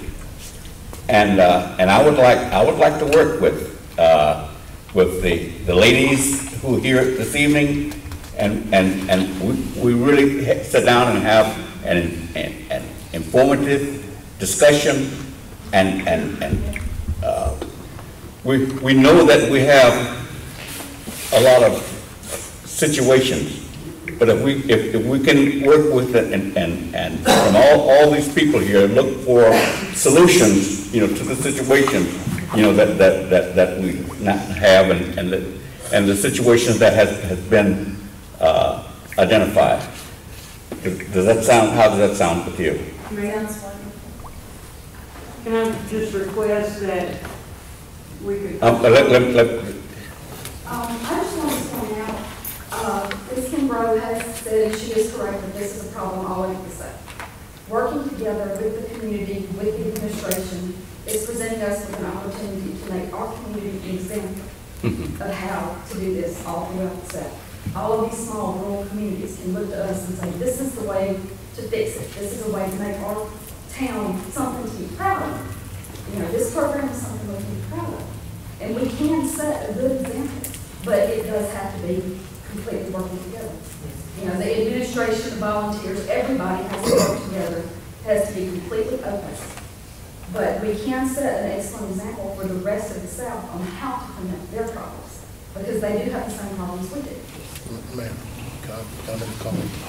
Ms. Kimbrough, and I'm sorry I've been pronouncing your name wrong all these months, but one thing that I always been taught is to search for the truth to all truths. Just because it's the truth, because I said it's the truth, don't mean it's the truth till you search for it. One of the comments that you made earlier, when we stopped on, when we were doing the public comments, you talked about the UN included and the motion that we came up with the 25 days. That happened during the time that we was in a special meeting and we was putting the budget, the money for those opinions. I made a suggestion because Councilman Dumas had been saying that we was not in compliance. We knew we weren't in compliance. And it was just an idea that I had off my head. That was not on the agenda. When we came back into that monthly meeting, we came back, we spoke, that's when we put that ordinance on the deal, to increase that 25 days. And what that was this what that whole thing was. You said, and you told me, you said you had these dogs going out, going up north, and they were being adopted. What we was buying for you was time. What you need was time. Again, we know we don't have a shelter. It was not created as that. But again, things can be created at this and the time grow to this. And that's what we're trying to grow it to. But what we was buying for you was time. That way the council was showing you promise. We're showing you that we know we want to work, we want to do this. It was a fix to a problem for right now. And we know when we met with the police jury, we know what this is going to take money. We have discussed in point with the money that you have and the shelter that you wanted to construct and what your vision was on that shelter. But again, we discussed how Russell was over budgeted with his budget that he had, because a lot of things that we done took on, we still did it. With some of the bills, we still took it on. And again, every time we do that, you say, you know what? They're showing they care. But again, we was buying time. That wasn't a permanent fix. Like we said, temporary shelter, buying time for you. Now, we can adjust that time. The council want to adjust it from 30 days to 60 days, whatever, how we want to adjust it. But again, that is still buying you time till we get a permanent solution to the problem. But again, that was showing promise that we believe in with the work that you're doing. But again, we know too, it takes revenue to get that done. And we showed you that investment. We invested $10,000 that we came back in to expand that facility up there. So I want you to look at the city. Y'all look and say, well, the city is trying to be that example for the rest of the parish. But we need help from the rest of the parish because we know that's where a lot of our outlining problems is coming from. And we want to lead by example. Thank you. And to touch on that point of the facility, a facility was recently built in Wisner, and I believe the number, I think it was done for $1,500. I don't know how many pens they have, but I know that. I think it's 9. 9? Yeah, I think was it's it $1,500? I don't know about. I think that's the number. So I would encourage the council to contact the people down there and find out, because in my mind, we can do a lot with $10,000. and with the money that I have, we can come up with a lot more than 6 pens. We have material donated. And as you stated, Mayor, this is not the place to hammer out all the details. This is a place to say, can we please agree to work together, agree to communicate, and agree that we're going to try our best to accomplish animal control without killing dogs. And we're not going to quit working. We work on this day in and day out, but if the city would get on board with us and offer help with the programs that we have available, that's what we would love to see happen. There are other options in my mind besides just this dog can stay 5 days or 30 or 60 or 200 days, that dog. There's another scenario. As long as we adopt out 10 dogs a month, then we don't kill any dogs, whatever the number is. You see what I mean? There are other scenarios, and you word your ordinance, a minimum, we want to hold the dogs. The goal is to get the dog back where it belongs. If it's somebody's pet, we're not trying to take people's pets away from them. So to word the ordinance in a way that it allows time for that family to get their family member back. And then offer a lot more flexibility so we're not under the gun. We're not going to quit. Look at the group of people who came out tonight for this. We're working on it. But at any rate, to get us involved in the process of writing the ordinance. That's all I had, unless someone else had something. Aren't you adopting just about as many as you're taking in per month right now? Yes, it averages, we took in a 12-month time period. That was through March 10th, which is when I had the reports ready, when I did this report. We took in 173 dogs and adopted, fostered. One of those dogs was put to sleep in the vet because it was sick. But dogs in and pens freed up, however they got out. Let me say this, in all fairness, what you're saying is true. We're adopted as many as we're taking in, but we could have taken in many, many more, and that's our real problem, is that the dogs that we're not taking in are loose, and they are vicious dogs, and in some cases, and the post personnel is refusing to deliver mail in some parts of the city because of stray dogs that are threatening them. Okay, so should the stray dogs that are aggressive, instead of taken to the pens, be taken straight to West Monroe? Ma'am? The dogs that are aggressive, that where the mail person won't deliver mail, when they're picked up, they should never be brought to the pens here at all. We have to be careful about that because the 3 dogs that were picked up because they wouldn't deliver mail, one of them was a puppy about 10 pounds and about 6 weeks old. It was a young puppy that couldn't even chase anybody. I mean, you may have a male person who's scared of But you realize the way that our ordinance reads now. It reads that we will hold dogs for 5 days, and we've just increased that by 25 days. Right. And we do appreciate the extension, but sometimes 30 days is not enough. And like Kim said, we've got dogs that are going to be going up north. I can do anything, you know, that and that's showing again, with the personnel that she got working with her, again, that's buying time for you. Not saying that's in stone, we can come back 6 months and increase that again. But again, we know, you said, well, they have allotted us time, we're gonna maximize the time that they gave us. Because again, one thing that I do know too, and I applaud you on what you're trying to do, but one thing we know to keep this thing real, we can't save every dog.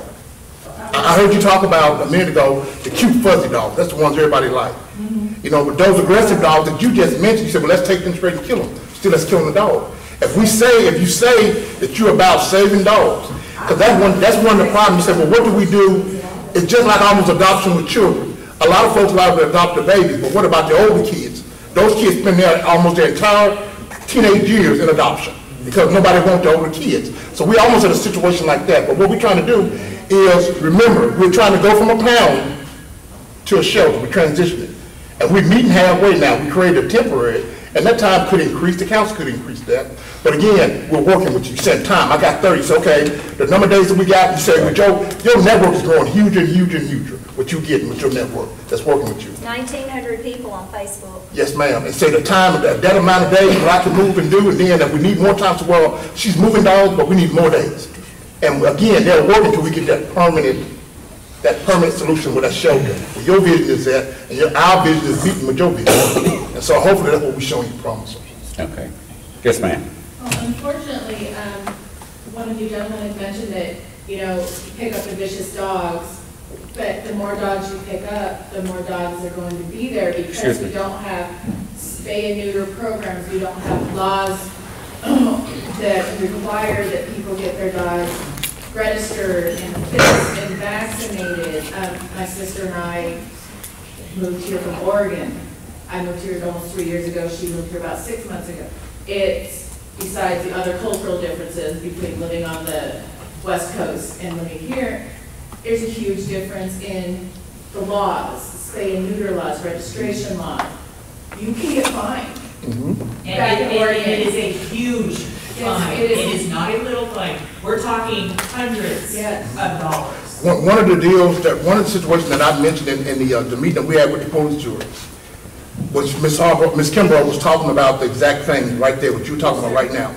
And one thing the sheriff said, you know, with them old ones who had dogs, they're going to fight you tooth and nail on it. And my deal was, let's make it voluntary, and then let's take this thing to the voters. Let the voters of Franklin Parish vote yay or nay for this. If they vote yay for it, we enforce it to the fullest.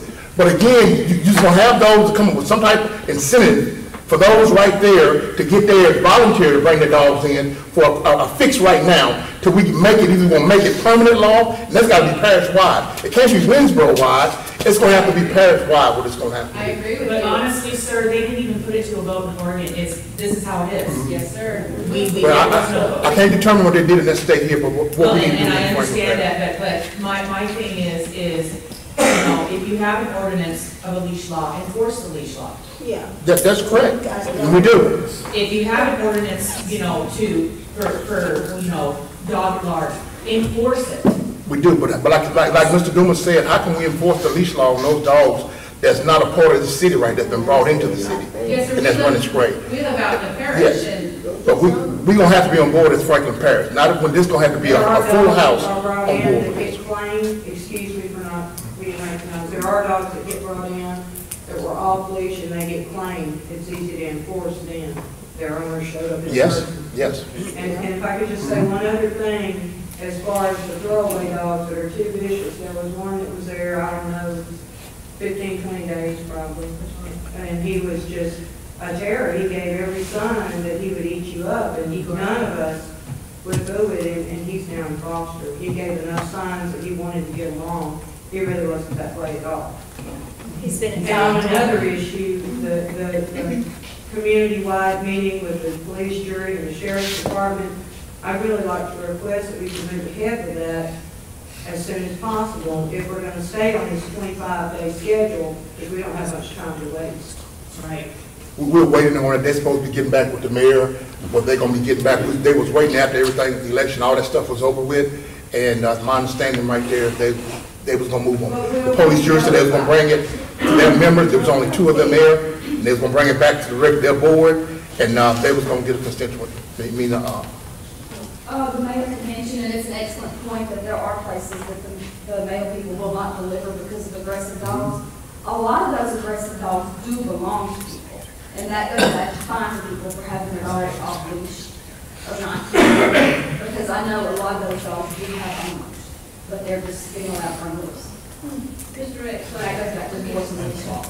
but you can, just because you have a dog neuter doesn't mean it's not going to be vicious. But the problem in town is that you have so many vicious dogs, people fighting. I've seen cases that are feeding dogs gunpowder, because they wanna make them, it gives them ulcerated stomach, it makes them mad. I've seen that. I mean, it's, you have, like I said, you go around town, we do have ordinances, you're not supposed to have these dogs on chains and 400 or 500 pins. They're strictly there because they're fighting them. And they're come, you know, we know that, and that's why they need, you know, what's neutering gonna help you? Those dogs don't come here vicious, they're made vicious. And it's like you're supposed, I see these pit bulls come by all the day, people walking them, they're supposed to be on the muzzle. You know, and I get on how many calls. There's some, I'm not saying kids. Kids don't like little dogs. I can't tell you how many calls I've been leaving swimming. They walk outside, they walk in a cute little chihuahua, and a kid runs up and bites them in half.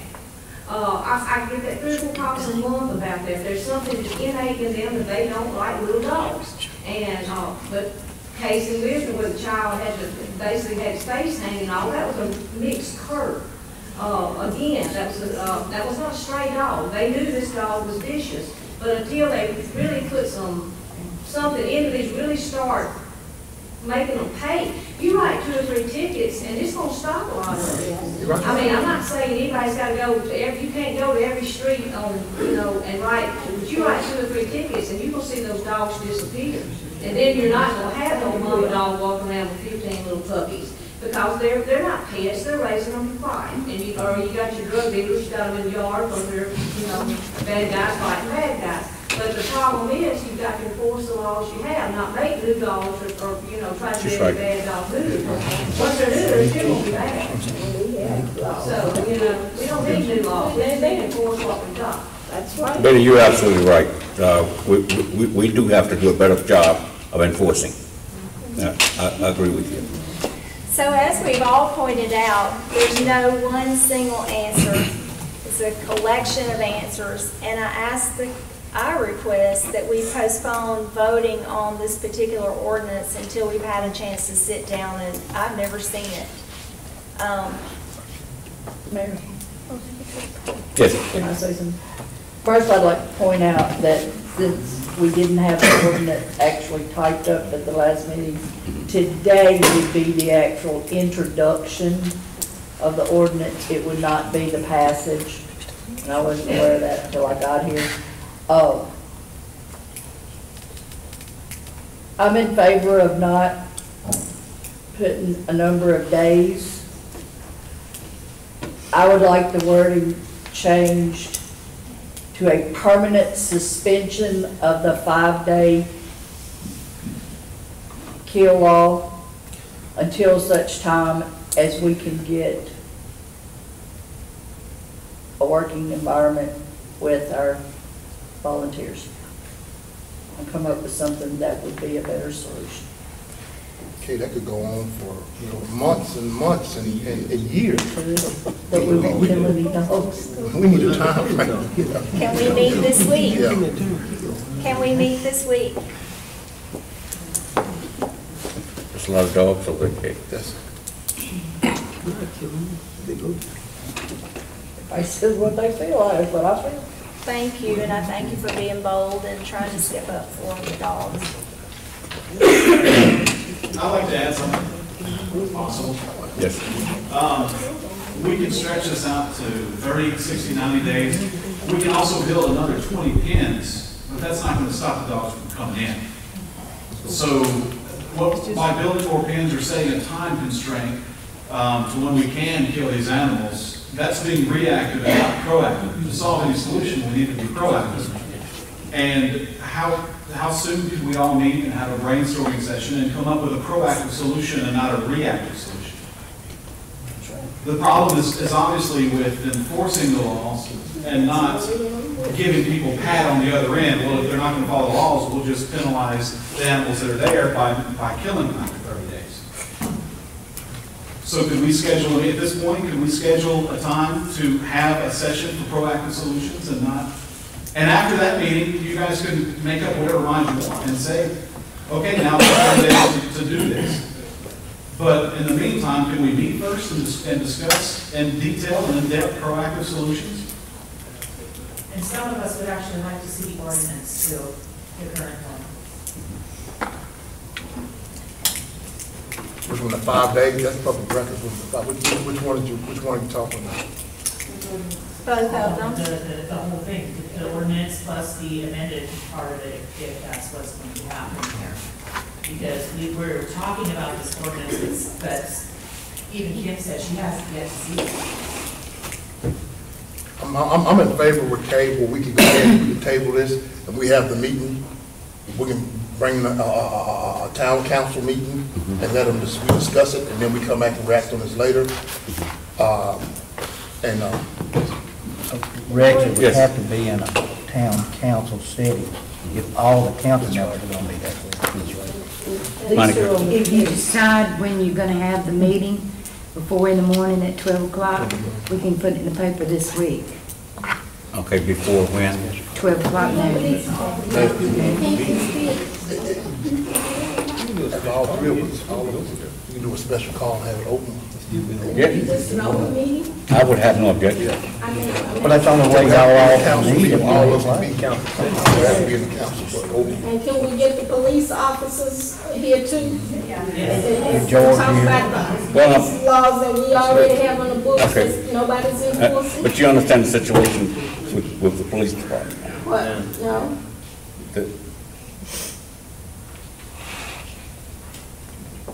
George is not in charge now. Yes, sir. Unless they don't come to work. Or maybe George can sit down. who's stepping? Well, yeah, George can come as a police officer. But the thing is, you've got to have a special meeting for all the council to be present. Other than that, just the two on the committee, is only one to You invite him. But We still, we're saying that the police officers, and I guess this would be one of the things that we would discuss, but we're saying that the police officers would be the ones to initiate the citation. But does it say that, does it say that it says that in that ordinance, but then again, in the job description, it also says that the certified humane officer has that authority too. He's not commissioned to make arrests. No, not to make arrests, to write citations. Citations has led into arrests.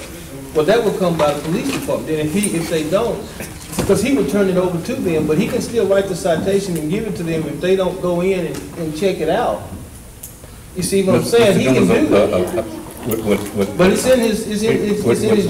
With no authority, they could tell him to shove it. Well, they may do that. Well, they may do it, but he also, see, that's where we have our policies and our procedures that come into play. Because just like a police officer, those policies and procedures, then when you write this ticket and hand it to me, I can tear it up in front of your face. But you got a copy. And that copy, excuse me just a minute. I don't think that's unreasonable for a police officer to. No.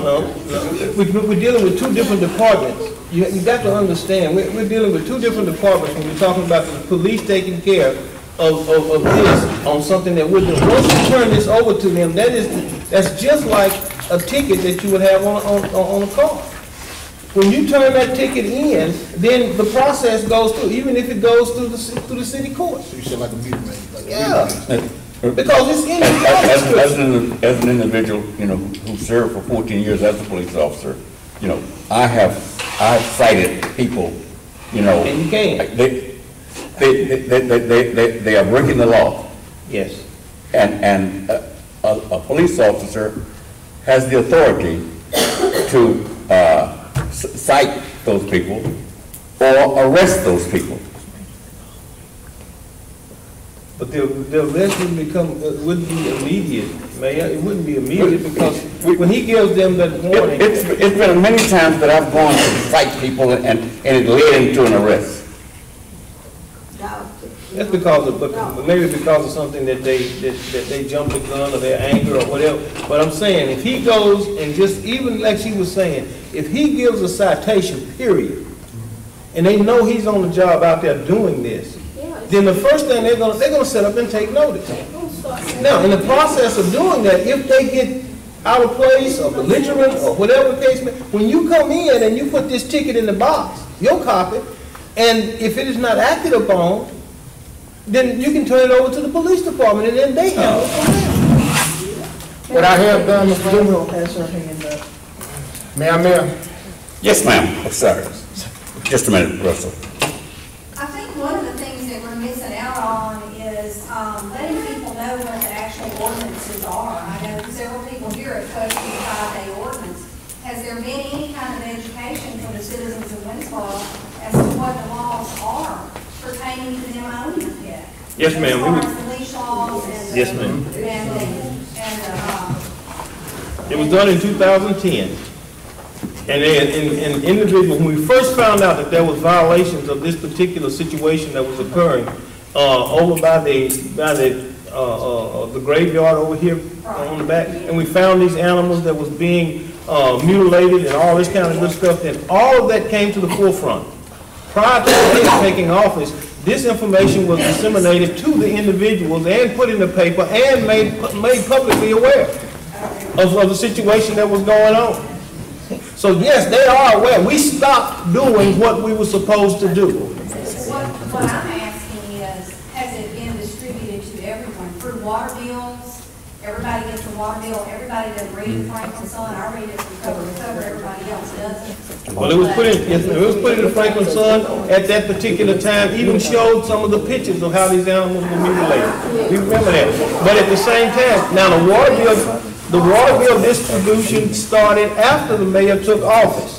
And in the process of doing so, now it can be done once again and added into the bill. That's no problem in notifying the people and letting them know. If you do not handle your animals or do not take charge of your animal, you will be cited.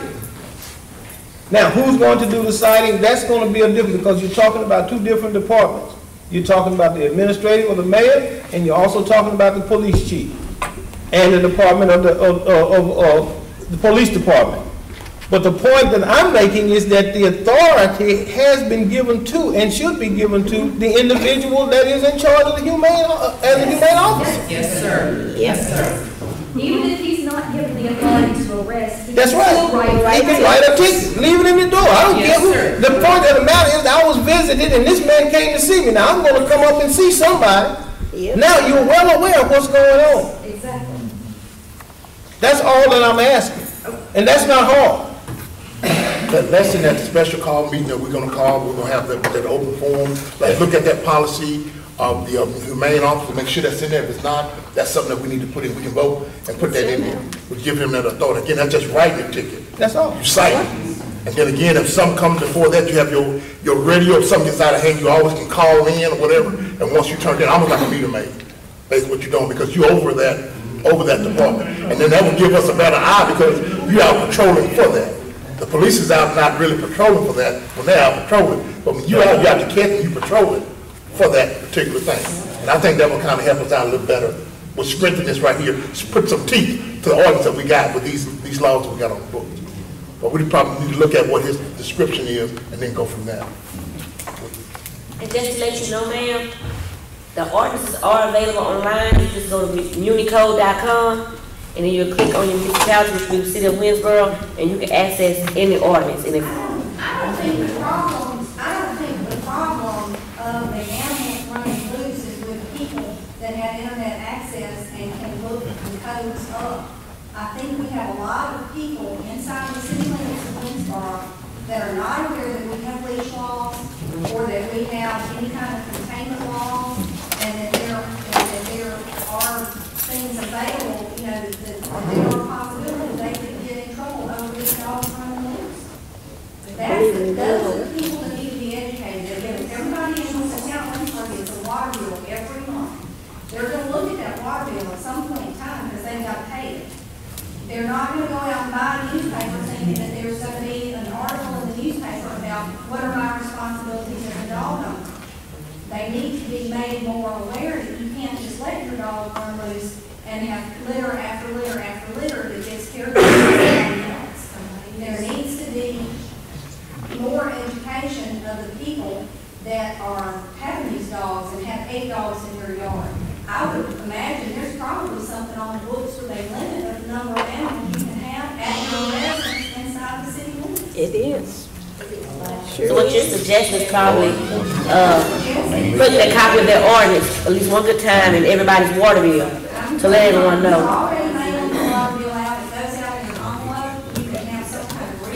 Recap of the ordinance, right.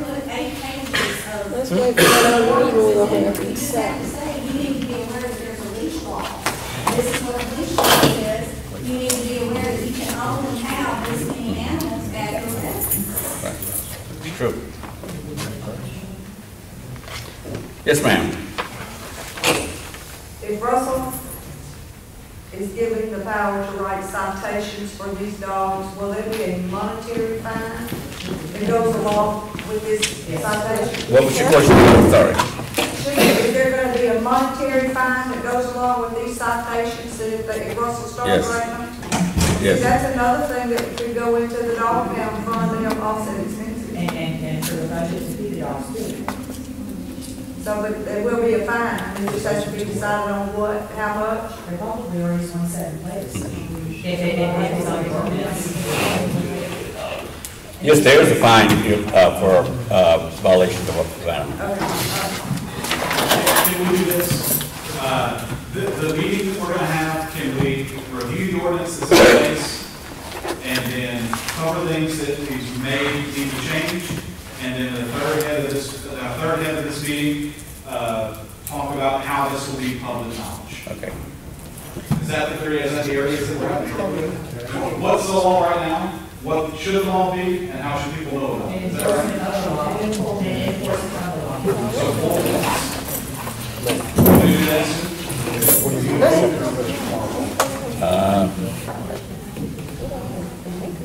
Thursday or Friday, you good for me.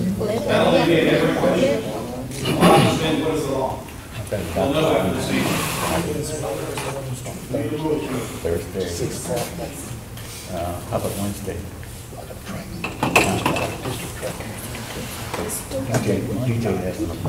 DJ has an appointment Thursday. Okay. Next Monday. Yeah, Monday week. How does next Monday night, next Monday evening sound to you? Does it create a problem for anyone? Okay, then we'll shoot for Monday at 6 o'clock. Here? You hear? Yes, sir, we'll be here. And what are the items, name those 3 items that you want to cover in that meeting specifically. One, what is the current ordinance? 2, what are the ordinances for this? 2, what recommendations can we make to change the ordinance to help prevent the dogs from going into the shelter in the first place? 3rd is how will we make the public aware? Okay. And then, of course, with that is the enforcement. That'll be along with the public knowledge and how we enforce. Okay, I'll accept the motion to adjourn.